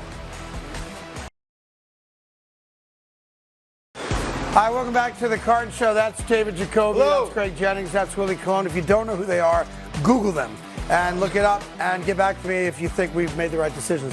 All right, but real quick before we get back to the Baltimore Ravens being Don't read everything you read. I mean, maybe you want James Jones back. I don't know. Being the number one Why do you seed. attack me? Well, here's the deal, Greg. You cheated on us. And I found out and I saw you cheated on us just like James Jones did. I understand what happens here at FS1. We build you up, and then you leave the nest. I saw you on Undisputed last week. I only perform when the higher-ups beckon me. And your answer should be, no, I'm loyal to the Carton Show. We are the higher-ups. That's anyhow. That's not I what saw they you said. looking good on Undisputed. And by the way, Undisputed follows us in about an hour right here on FS1. Real quick, you got to love the people of Philadelphia because they are consistently a-holes. And they teach them when they're young, before they leave the gotta start nest. them young. They teach their kids how to act like total jerk-offs. Here's a young Eagle fan going up to a random guy walking into the stadium, wants to give him a high five. Oh, hold that! And then he just goes bird right in the grill. Hold that! Oh, he thought he was about to get It was the walk away, though. Yeah, Walk away. right Take in that his with you. That is hilarious. As much as I love that Hold video that. would be better if the dude pummeled that kid. Oh, man. Right? I'm just saying, like, who do you think you are giving me the bird right in my I grill? like it like that. Yeah. Well, that's the first thing. And then the second thing that happened, which was not really part of the game, and it was a great game between the Eagles and the Bills. After the game, Eagle fans sitting front row behind the Bills bench, as you can imagine, were really giving the Bills the business. So defensive end Shaq Lawson was like, want some? Come get some. And the Eagle fan didn't back down. So another dude just pushed him, and it didn't escalate beyond that. But that's what happens when you miss turkey, beer, and Philadelphia hooch. You get a guy who's about 4'3", willing to take on a 6'5" lineman who weighs 350 and will eat you, literally, for a snack. Wearing body armor.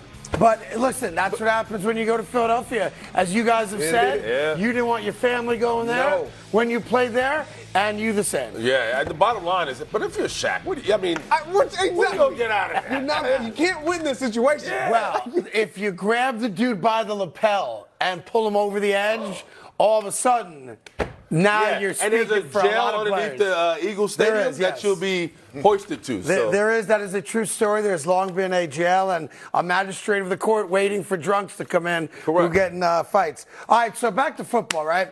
The Baltimore Ravens last night, if you didn't step and watch it, you didn't miss a lot. 2010, kind of a ho-hum game. Their defense was really the story. You got a late touchdown from Zay Flowers that made the score look a little bit more than the way the game was played. And the story here, not just the Ravens defense, but really the Chargers offense and the turnovers, had like 9 fumbles, 17 interceptions. And I think last night, for me at least, no disrespect at all, was really the final nail in the coffin of Staley and that coaching staff in LA. Yeah, what's interesting, they didn't even lean on the run game. Like, the run game for the Chargers didn't exist. They only had 86 yards on the ground. And when you talk about what the Chargers usually do is, one, take care of the football and have explosive plays. That didn't happen. So I know the Ravens were good, but I think it's more the Chargers were that bad. Yeah, maybe. I tell you what, though, when it opens up, and it's going to open up, it is the prime job. In the NFL because you got a quarterback. And you got so much talent throughout the course of that entire team, like offensively and defensively. But for me, what stood out, and it's something that people probably don't even pay attention to, but when the defense first took the field, they had For to the call Ravens. For the Ravens? No, for the Chargers. for the Chargers. For the Chargers. Go ahead. After their offense had their first offensive possession, the Ravens now have their offensive possession, so that means their defense has to take the field. Coming out of a TV timeout, the Chargers have to call a timeout because they have 12 men on the field. That's right. Like, if that's not just the nail in the coffin itself, it's just a telltale sign of they're just not on the same page. They're not getting through. He's not getting through. He being Brandon Staley's not getting through to his guys. Like, it's just not working out. Yeah, and especially when you're regarded as, a defensive guru, and your defense has really been the problem in your 4 years there in LA since you left the Rams. Look, there's a lot of talent there, especially on offense, but the defense is pretty good on a piece of paper. They just haven't played very well, and losing 20-10 last night against the Ravens, to me, like, at some point, if I own the Chargers, it's not even personal.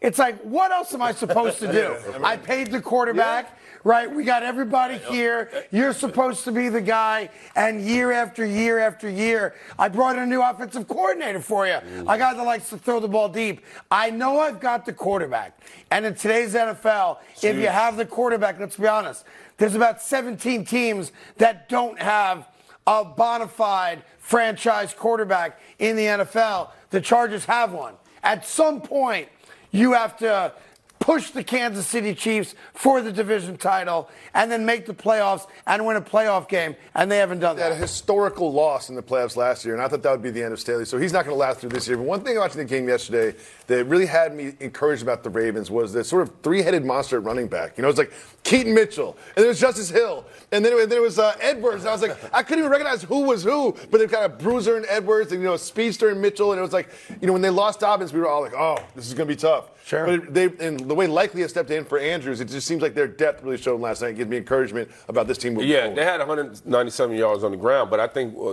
to accomplish that, to talk about that run game, man, this is what the Ravens like to do this time of year because they understand especially without Mark Andrews, they have to be able to lean on the run game to kind of propel this offense. And when you have that three-headed dog like you're talking about, that just opens up the pass, right? And so when you see Zay Flowers go sit in the shotgun, go 37 yards, and when you see all these running backs start to come to fruition, that's them preparing for the playoffs. That's them putting things on tape to let you know we can throw it and we can pass it and we got defense to back. Hey, we got to take a quick break. Much more coming up, especially on that Philly-Buffalo game from yesterday. But there was a lot of huge college football action that took place this past weekend, including a last-second win by Alabama, the Michigan-Ohio State game, of course, and then there was Oklahoma. And as the Sooners took the field, they had the old smoke machine out.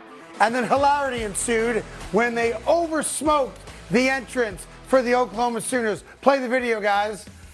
So they're taking the field right there, and because they over-smoked it, guys started collapsing on top of one another like it was a car wreck. Oh, no. And there were some guys who felt like they were going to die at the bottom of the pile. And that's how Oklahoma took the field. It was crazy. It was absolutely nuts. Couldn't see anything in front of them. That's not my elbow. Couldn't see anything that was in front of them as they tried to take the field. And no joke, there was a pile of bodies as they entered the field. Get off me, Willie. Yeah, this is bad. Did you see the guy that started with the GoPro? He got nothing.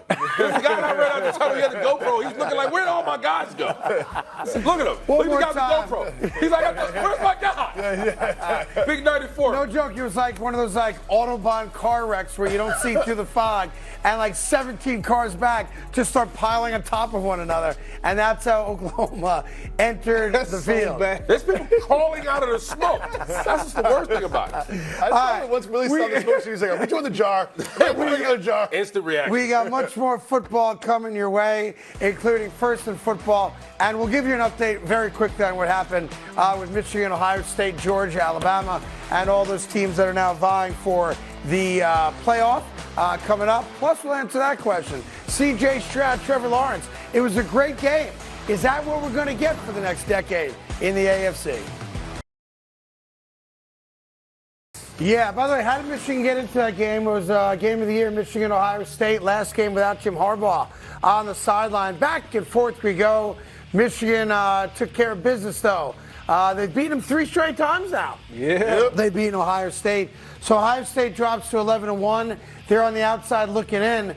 They can still get in, though.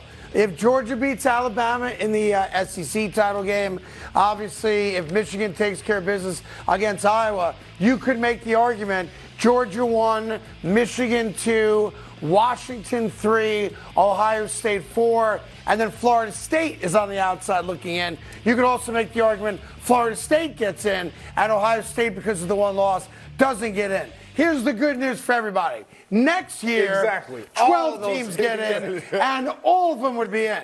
But when you lose a single game, and it was a very good game and a close game, I understand why the kids at Ohio State are going to yell and scream if they're not invited into the Final Four. Yeah, it makes sense. It's going to be hard to keep them out because you lose to a top 3 team in the final game of your regular season. So, I mean, as a Michigan fan, I mean, I don't care if they're in or not. Right. But I would love to see them in that, possibly have the opportunity to be in that. And again, the Michigan-Iowa game is on Fox, and we look forward to seeing that game this upcoming weekend. From that, back to the NFL and Jacoby with First and Football. First football, we start with the AFC South. The Jaguars beat the Texans. They now have the lead in the AFC South. This was a matchup between that man, Trevor Lawrence, and C.J. Stroud. Lawrence got the best of Stroud. Stroud brought his team down for a game-tying field goal, but they doinked it right off the crossbar. So my question for you is this, Craig. Yo. Does this win make you feel better about the Jags and Trevor Lawrence? No, not at all, as a matter of fact. I do give them credit for this. They're undefeated on the road. And I think they're, 6-0, 5-0, 6-0 now? 5-0.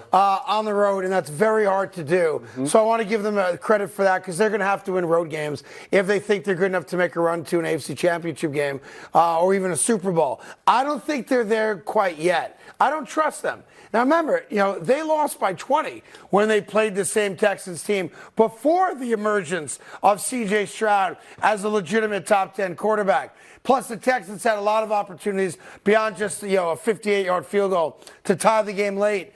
I like the Jaguars. I respect the Jaguars. I don't trust other Jaguars. I don't. And that's where I'm at. But I want to be clear. They're outside of the top 3, which I think is Baltimore, Kansas City, and Miami, as the 3 best teams. You can't make an argument for anybody else being 4th. I don't think they're as good as the big 3, but I certainly think they're the next best team in the AFC. And I acknowledge the fact that for a minute yesterday, before Baltimore played last night and Kansas City completed the comeback against the Raiders yesterday, the Jaguars, no joke, for like 5 minutes, were the number 1 seed in the AFC. Because I'm watching the games and I see those dolts doing the halftime show on a different network going, the Jaguars are the number 1 seed. And I'm like, can you let the games finish? Because Kansas City ain't losing to Vegas. And Baltimore's going to win tonight against the Rams, right? Or Chargers, excuse me. So, yes, for 5 minutes yesterday, the Jaguars were the number 1 seed. Now they're not the number 1 seed. And no, I don't have Red Zone because I can't afford it on my cable cover tonight. But I did see that I can get it for like $89, so I might splurge.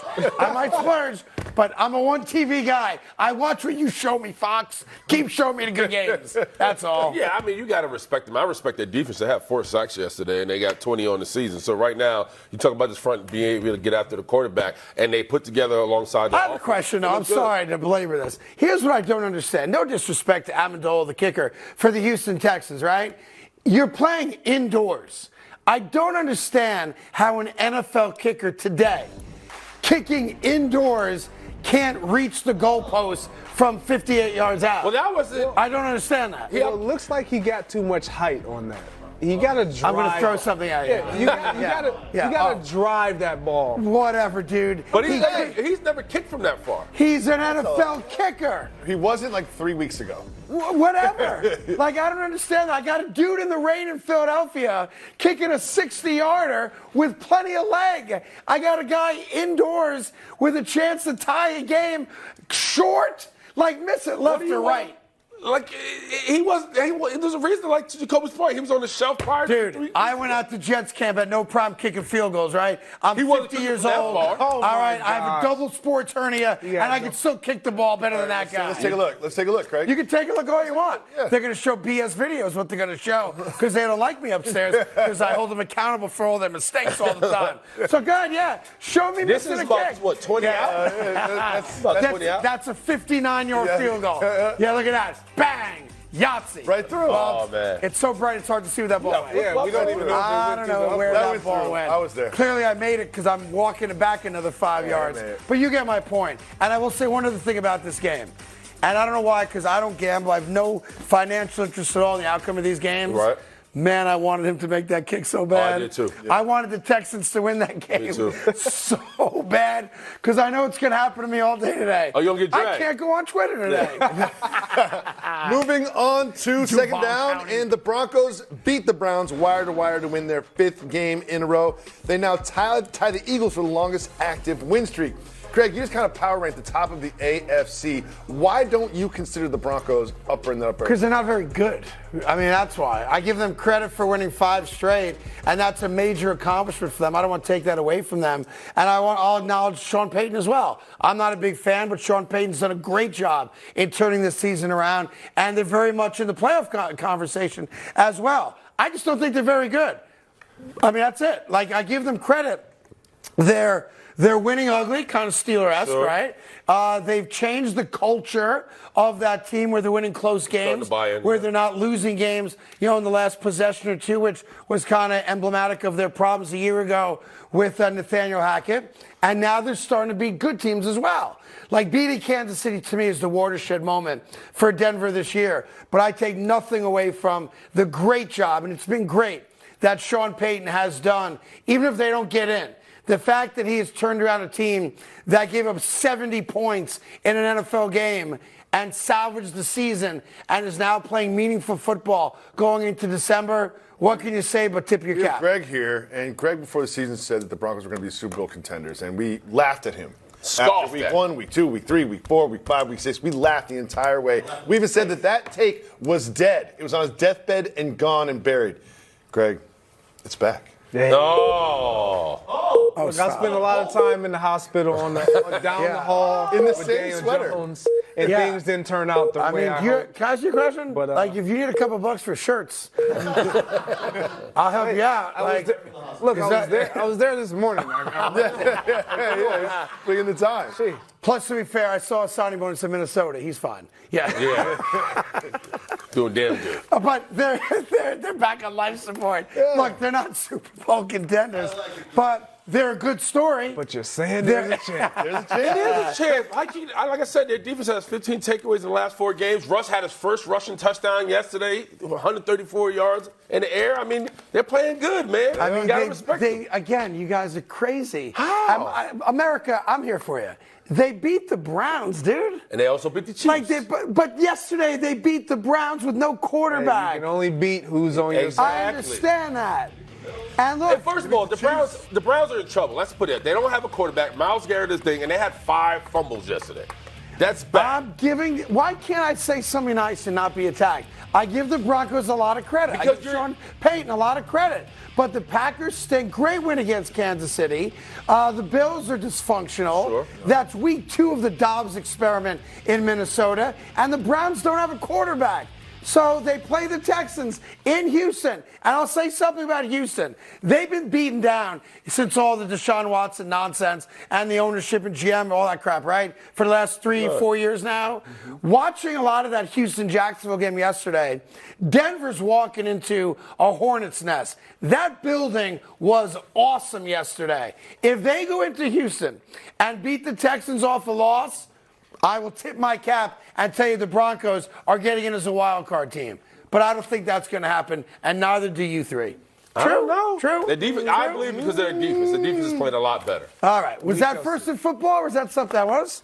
So it says on my show here, Get Learnt is coming up next. All the top stories that we learned about the NFL after a Thursday, Friday, Sunday, Monday of football. We'll give it to you right after this.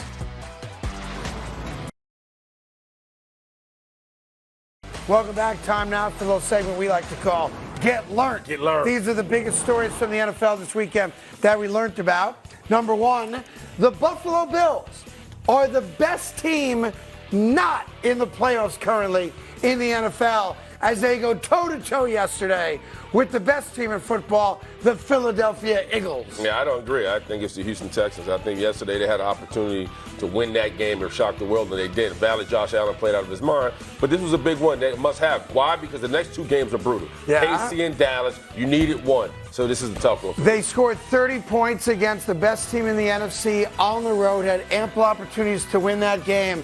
And if we were concerned about the Buffalo Bills offense, Greg Jennings, we shouldn't be concerned anymore. They got back to basics, and that included Josh Allen running successfully for touchdowns and, of course, for first downs. But out of the Texans, the Broncos, the Bengals, Raiders, and, of course, the Jets, the Buffalo Bills are the best of the rest. Yeah, I'm a believer with this one. Like, when you look at these teams and you look at the quarterback play and obviously what Josh Allen can provide, this is where he's at his best.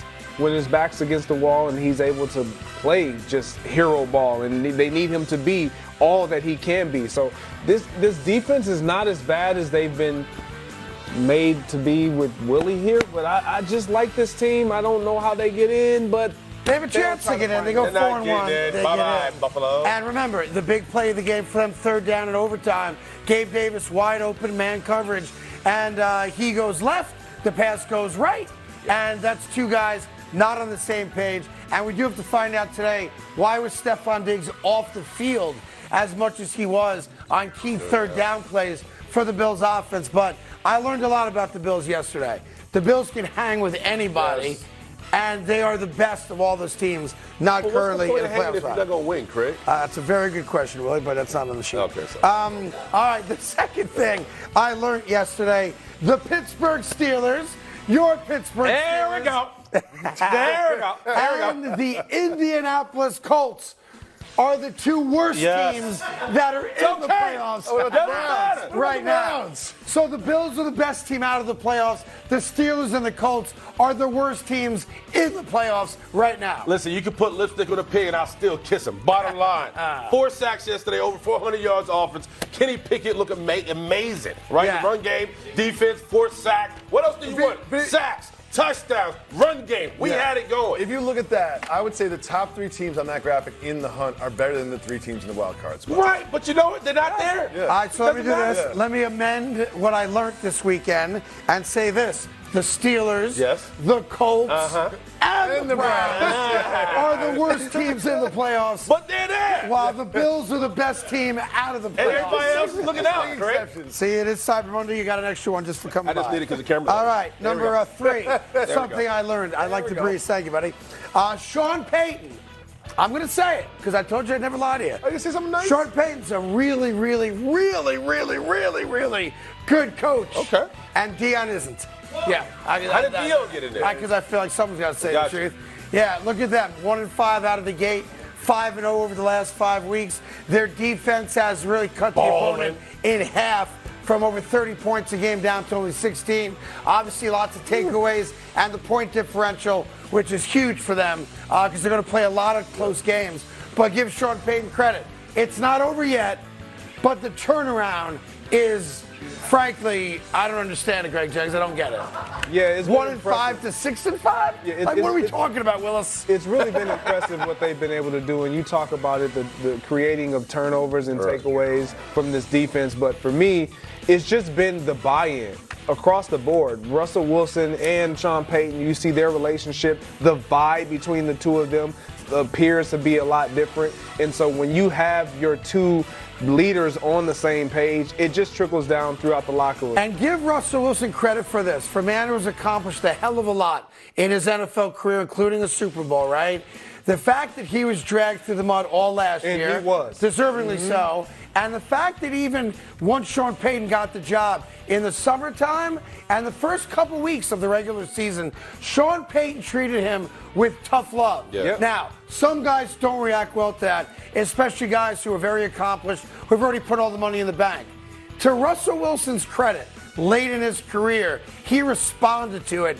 And that's not the norm, I don't think, for a guy with that kind of money and that kind of success on his resume. It's not only the norm for a guy to respond to it, it's not a norm for a quarterback and a head coach to call out a quarterback like that. Which he did. That's the key. Yeah. Publicly, you can do it behind closed doors where it's in the team setting, but for all of us to know of it and to hear it and to see it on full display, that's not normal. So, but you said something earlier in the year that I think we have to recognize because of that contracts, they're married to each other, right? No doubt. And there was a point when this team was 1-5 where we're like, all right, we can get rid of Judy, we can start getting pieces, we got to build. But it took these two individuals to say, hey man, it got to be me and you. We got to figure this out. So the fact that they realized they ain't going nowhere, they got to make it right, and they started to make it right. They started to win games, man. It shows you what happens when good things come together. But I give Russell a lot of credit. Listen, he got beat down, rightfully so, especially last year, being the prima donna, the office, the parking spot, all that nonsense. And Sean Payton came in and said, I don't give a rat's ass what you've done, and embarrassed him publicly. Now, you all have egos. To be successful at the NFL, you have to have a strong ego and sense of self-worth. He took it, never said boo about it, and this is the result. A 5-game winning streak. I give them a lot of kudos out there. I know we got to get out of here, but we got to give we got to say sorry to Sean Payton. Because when he bashed Nathaniel Hackett and said he was a horrible job, and look at the current state of the Jets, he wasn't wrong. I'm sorry, Sean, you were right. There you go. Whoa, Craig! Oh, proud of you, buddy. Sean Payton put us on game. We have the worst offensive coordinator in football. Right. We do, and he's coming back next year. Let's just hope Aaron Rodgers comes, or it's same old, same old. Right. Well, you know how the song goes. It's just the same old Jets. There you go. One more time. It's just the same old Jets. Speaking of the Jets, the Jets are the same. Speaking of the Jets, he tried to warn us. I learned this about the Jets. For the last 15 years, my dear friend Mark Sanchez has been the topic of conversation around Thanksgiving because of the butt fumble. Well, good news, Mark Sanchez. The butt fumble is no longer the worst play in New York Jet history. On Black Friday, the New York Jets trying to get a late touchdown before the end of the first half. Hail Mary time. Wait a second. What had happened was... Oh, no. For the first time... Someone's going to touch him, right? No, that's Hold on, we got Boyle. Boyle's going to get him. Don't worry about it. Yeah, that just never happens, has never happened before. Oh, man. The New York Jets, instead of going to halftime at 10-6, after a defensive touchdown on an interception, go for the Hail Mary, and got returned for 6, and going into the locker room, my dear friend, the head coach of the Jets, said, that was unfortunate. I gotta be honest, that was impressive. That was impressive. What? Saying that was no, for the Jets to allow that to happen. Not touch him. Not touch him. Not lay a finger on him. How do you do that? He looked like a mother jogging through Central Park. Well, they're calling that play the Fail Mary. So the Fail Mary is now topped over the butt fumble in New York Jet lore. There's one more here, but I think we ran out of time. Unless you want to pay to see the Brady Bunch OnlyFans? Yeah, no, that's not. I'm going to cross that out. I'm going to cross that and take a I'm just saying, it'd be the greatest OnlyFans of all time, no? You look up to Kobe. Hold on. Like you don't watch those stepsister videos. Sure Why you don't. Why do you clam up? In any event, coming up, after the Bills lose to the Eagles. What are we doing? Let it happen. Where's Sam the Butcher at? What's up? Good morning. Welcome back to the Carton Show. Good morning headlines, and it starts with the best game of the week.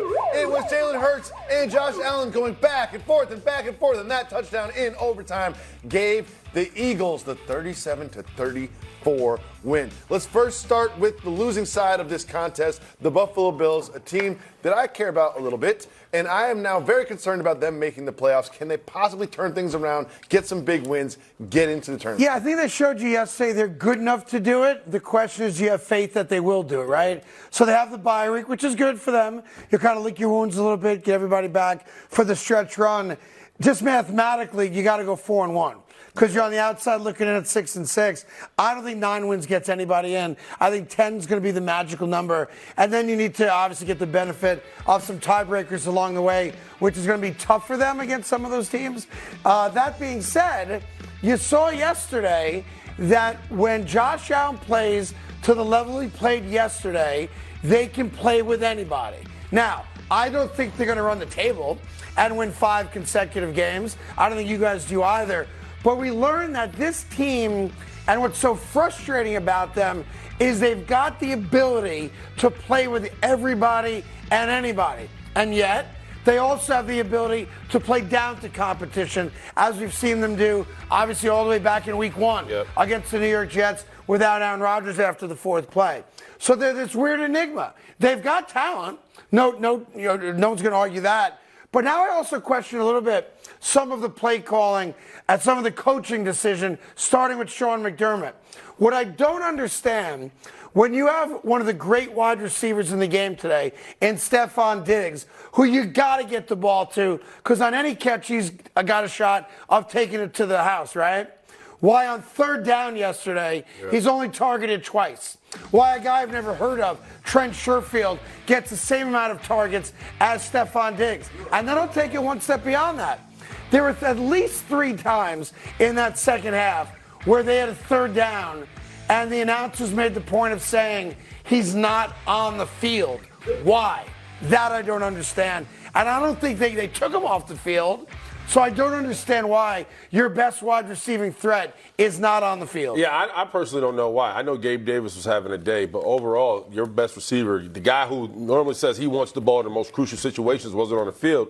I have to think maybe he was dinged, but you can't even say that because the next play you see them back on the field. So I don't have an answer for that, but I think what you saw, especially those runs Josh Allen had yesterday, to your point, Craig, if he's playing like that, man, and he should have been playing like that all season, he would have been honestly in the MVP category. Well, look, if Josh Allen played that level yesterday all year long, they're not worried about making the playoffs. And if you guys want to put the schedule up one more time, they're worried about making the playoffs right now because they're 6-6. They're on the outside looking in.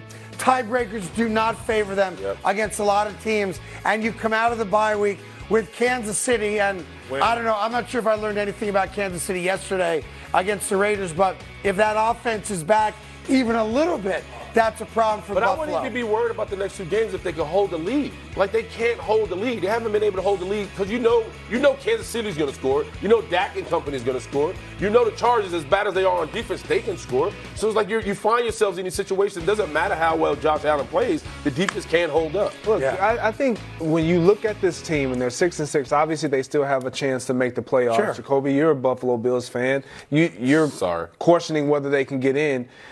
If they don't, do you have to make a change at the head coaching position?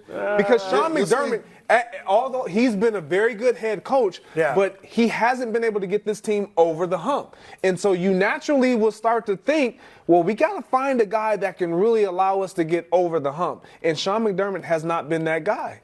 Look, I think Sean McDermott probably gets the grace of one more year. Because they've won 3 straight AFC East titles. They're not going to win it this year, obviously. It looks like the Dolphins own that right now, and they're not going to relinquish it. So I don't think you necessarily have to knee-jerk react to 1 year where you're not going to make the playoffs, assuming they don't. But I don't think he's got much grace or wiggle room after that. Look, you fired a coordinator already. I don't know that the Pagulas, the owner of the Bills, now say, screw it, we're going to rebuild the whole thing on the sideline. You've got all the pieces in place. You've dealt with devastating injuries to your defense on all 3 levels. That counts for something. It does. And I do think McDermott survives it, and I think he should survive it. But next year, this is it. This is your last crack because you've got a decent running game. You've got the legitimate quarterback. You've got the stud wide receiver. Like, what else do you need to have prolonged success in this league? And this will go down as a major disaster for a team that entered the season legitimately as a Super Bowl contender. And to make matters worse, and what's so frustrating, I'm sure, for all you Bills fans out there, is that the game was right there for you. You went toe-to-toe with the NFC champs, and on 3rd down, let's show it, overtime, 3rd down, you get the matchup you want, up top, man-to-man coverage. Gabe Davis is wide open. Craig, walk me through this. Tony Romo said that because there's 0 coverage from a safety standpoint and it's man-to-man, the obvious read is to do what Josh Allen did and turn the receiver inside and throw it up the field. It was a corner route, though. So Gabe Davis stayed true to the route, Josh Allen improvised off the coverage. Who's right? Who's wrong? So they both share blame in this, right? Like, because it's empty, you know the quarterback has to get the ball out of his hands. Gabe Davis, obviously, he's running the corner route, so naturally, you're going to try to beat your defender and look over your outside shoulder. Yeah. That's what his route dictates. However, where I start to put the blame on Josh Allen is to eliminate the gray area. You are the quarterback. You can't automatically assume that the receiver is going to turn inside when his route is dictating that he runs the corner. Because what will happen in film study, I've been in these situations. Yeah. If Gabe Davis looks to his right, Josh throws it to his left, then we're saying, well, what is Gabe Davis doing? Yeah. He should have stayed on his route. Like, all of these things then fall on the receiver. So what you have to do in those situations, one of the things that Aaron Rodgers, I have the experience of playing with him, was always good about eliminating the gray area. So he sees it's cover 0. He's going to look to his receivers, make sure we're on the same page. We're good. You got the signal. I can change your route so that there is no gray area right now. And so I got to get rid of the ball. I'm going to put you on a route to where I can just throw it up. You go get it. We win the game. It's overtime. We walk out of that unscathed. So what's interesting is that the week before, Gabe Davis had 0 targets, played every single offensive snap for the Buffalo Bills, and got a game ball because he blocked well, right? So now you're in a spot where, God, you need this win. You go to 7-5, you could actually take a breath going into the bye week because you're a playoff team.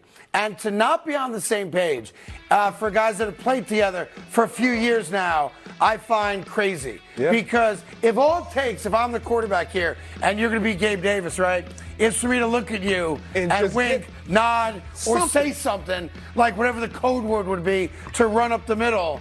The fact that that doesn't happen in that spot, 3rd down, overtime, and now here I am, and I'm doing instinctually what I know is the right play, and that is 0 coverage. I'm going to throw it inside, and I throw it before you make your turn, and you're not thinking the same way because on your side, I get it.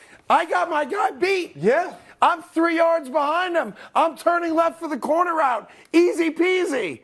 Uh-oh. Yeah. And naturally, all Josh Allen has to do, and again, I'm not trying to put this solely on Josh Allen, you can, but he has to bear most of the blame because he's in control of what that receiver can do. Right. There's no safety in the middle of the field. The most space that you have is in the middle of the field where he threw the ball. Because you can lead him, too. Because you can lead him. There's no one that can intercept that ball. All you have to do is look to your left and tell your receiver whatever signal that you have. Give me an example. What would be like a code word for doing what we're saying to do? Like, what would I say? Let's play it out here, if we can, Shay, over there on camera. All right, so I'm Josh Allen.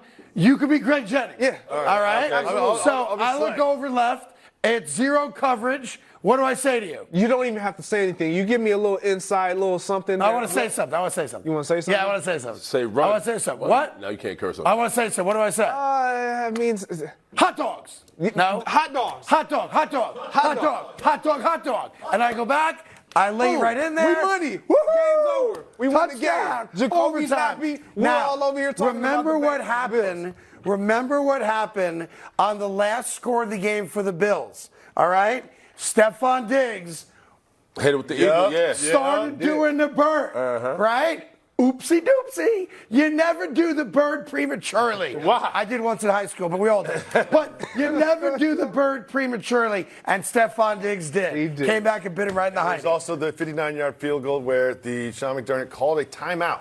Yeah. Just to ice the kicker, I guess. Yeah. That seemed to be a mistake because then when they get the ball back in 20 seconds, they should have had 2 timeout, only had 1 timeout. Obviously, they take a knee, don't even try. Yeah, and let's not sugarcoat that. That's a coaching mistake there because it's hard enough to get a field goal unit on the field and set to kick a 59-yard field goal. So you've got 2 timeouts. There's just over 20 seconds to go. And in doing that, he changed what he was going to do, I think, when they get the ball back. Because if you have 2 timeouts and 20 seconds to go, you're 40 yards away from a field goal attempt that maybe gives you the game. And using that timeout, I guess in theory, to try to ice Elliott, which didn't make any sense to me at the time. Now you've got 1 timeout and 20 seconds, and they took the knee, forcing overtime. I didn't like that decision at all. There's also the decision of whether or not they're going to even kick the field goal. You give them time to even think about that, whether or not they want to do that. Well, people don't even understand. Rushing that team onto the field is not so much getting lined up. It's for the holder because the holder usually has to get settled, marked, see it, and get the ball down. Yeah. If you rush him, that throws off the time of the kicker. So that's why freezing it in that moment, it really He also shows you a lack of trust in Josh Allen. Sitting at home as someone who's rooting for the Bills, like, he wins his second. He did. I'm like, why did he call timeout? I'm trying to figure out any reason in my head of why he called a timeout, and I could not think of anything. So frustrating. Let's talk about the Eagles. Yeah. They won this game. Again, and after beating the Chiefs, they beat the Bills. Those are 2 great wins. Are they good, lucky, or both? They're everything. They're the best team in football right now, and it pains me to say that, but look, they beat everybody that comes their way. They beat them ugly. They beat them pretty. They get outplayed for 3 quarters. It doesn't matter. This team has the DNA of a champion. I know, although they haven't won the Super Bowl yet, obviously they got to the Super Bowl, damn near won it against Kansas City a year ago. In a close game, you can't take the other side. Because we all saw this unfolding. Bad first half. The Bills should have been up 3 touchdowns in the first half. But for some reason, when other teams play against the Eagles, the other team finds a way to make a mistake or not convert or play into the Eagles' hands. And then once the Eagles get cracking, and I think it's off their run game more so than their passing game. I think their run game sets up the pass game more so than the other way around. And you saw that with DeAndre Swift in the second half, which you didn't see any of in the first half at all. Give the Eagles credit. Very well coached. And remember this. This is a team with a new offensive coordinator, with a new defensive coordinator, right? And they're getting old. This is not a young football team. And there was no Lane Johnson yesterday, the best right tackle in football. There was no Fletcher Cox, one of the better defensive players in football. And yet they find a way to win. So it doesn't matter who we throw at them. Oh, you want us to beat Kansas City? All right, we'll beat Kansas City. MVS has the drop. So what? We know how to win. They don't. And you saw that again yesterday. The Bills had so many chances to end this game, and they just couldn't put the Eagles away. I'll say it again. The Philadelphia Eagles are the best team in the NFL. They are. That they are. I got to say it. They're the best team in football. Last week it was the Niners. The Niners and the Eagles face off. Yeah, that's right. They do, don't they? That's right. They do, don't they? It's on Fox. And by the way, San Francisco's favorite. What? In Philly. Let's move on to another game from yesterday. That is the Chiefs. They were down bad early, 14-0 against the Raiders. They came back to make it easy work of their division rival Raiders. My question for you is this. Do you feel like the Chiefs are now favorites to come out of the AFC again? No. I think the Baltimore Ravens are the best team in the AFC, and I think Kansas City just looked good against a bad team.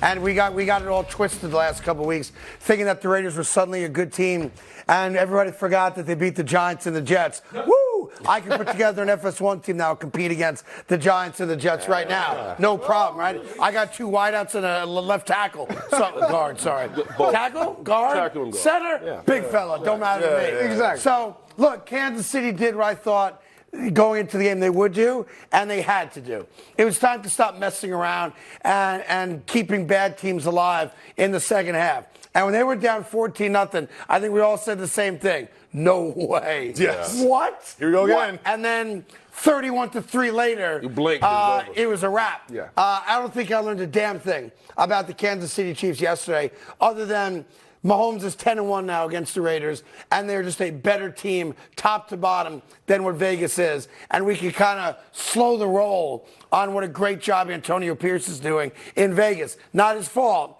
but there's not a lot of talent there. Well, I think for me, when I look at them offensively, you find a guy in Rashee Rice that you have alongside Travis Kelce, who I believe you have to start featuring a little bit more.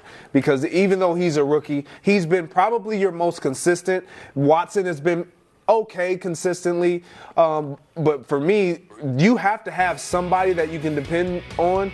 And he's stepped up and been able to make these types of plays throughout the course of the season when given the opportunity. Yes, he has dropped. Yes, he has missed assignments. Yes, he has some issues, but he's the rookie. And if I can build on that, then I can build the trust between he and Patrick Mahomes. I got something moving forward. I think that's something that they're going to have to start really locking in on, like I said, alongside of Travis Kelce. Defensively, they're one of the best defenses in all of the game. They have to hang their hat on their defense. You keep Patrick Mahomes in the game, give him a chance. They're going to find a way to beat you when the game's said and done. Yeah, look, so to me, it's all about Mahomes, right? Mahomes is the best quarterback in football, which is why, the Chiefs have believed, kind of like the Patriots or Brady all those years, that we'll just put some guys out there and he'll figure it out. Well, yesterday was one of those days. We're down 14-0. They didn't panic. They said, Pat, go save us. And he was great. Threw for just under 300 yards. Rashee Rice had a great game, not a good game. But it's not like one game against a bad team in the Raiders. I'm now going to start marching down the street, getting ready for a Kansas City parade. But we can't underestimate what they did well yesterday. That was run the ball. You took off Pacheco had 15 rushes for 89 yards and 2 touchdowns. Like when this team starts running the ball, it kind of masks some of the downfield woes they were suffering. So they don't have to go down the field and have these big explosive fields. A lot of the intermediate routes you saw between Kelsey and Rashee Rice, they were crossing each other, hand the ball off. So now Pat said, all right, if this is going to be our offense, and to your point, as well as the defense, they can go into the playoffs feeling confident now. Because you told me you lose Philly on Monday night to a drop ball, man. That stank lingered the whole week, and now they got rid of it because of a significant win. The other thing what the Kansas City win does, and there'll be a ripple effect to it down the line, is it impacts the Baltimore Ravens. Like the Ravens had to win last night because Kansas City won, right? Yep. Baltimore owns and controls the number 1 seed from this point on. Kansas City's right there, right behind them. So it's on Baltimore now to wrap this final 5 weeks up with wins, right?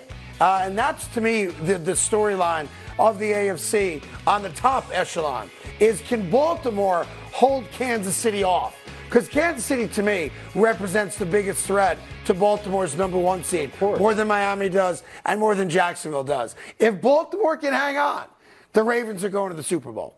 And I think whoever has that number 1 seed, unless it's Jacksonville, and they're not going to get it, is going to the Super Bowl. And you want to host the Chiefs in the playoffs. Yes. You don't want to go to Arrowhead. We've seen it time and time again. Mahomes has never had a road playoff Right. game. Now listen, they've lost an AFC Championship game at home, but they've never had to win on the road. Correct. And I'm not saying they're not good enough to. Obviously they are. They've got the best quarterback in the game.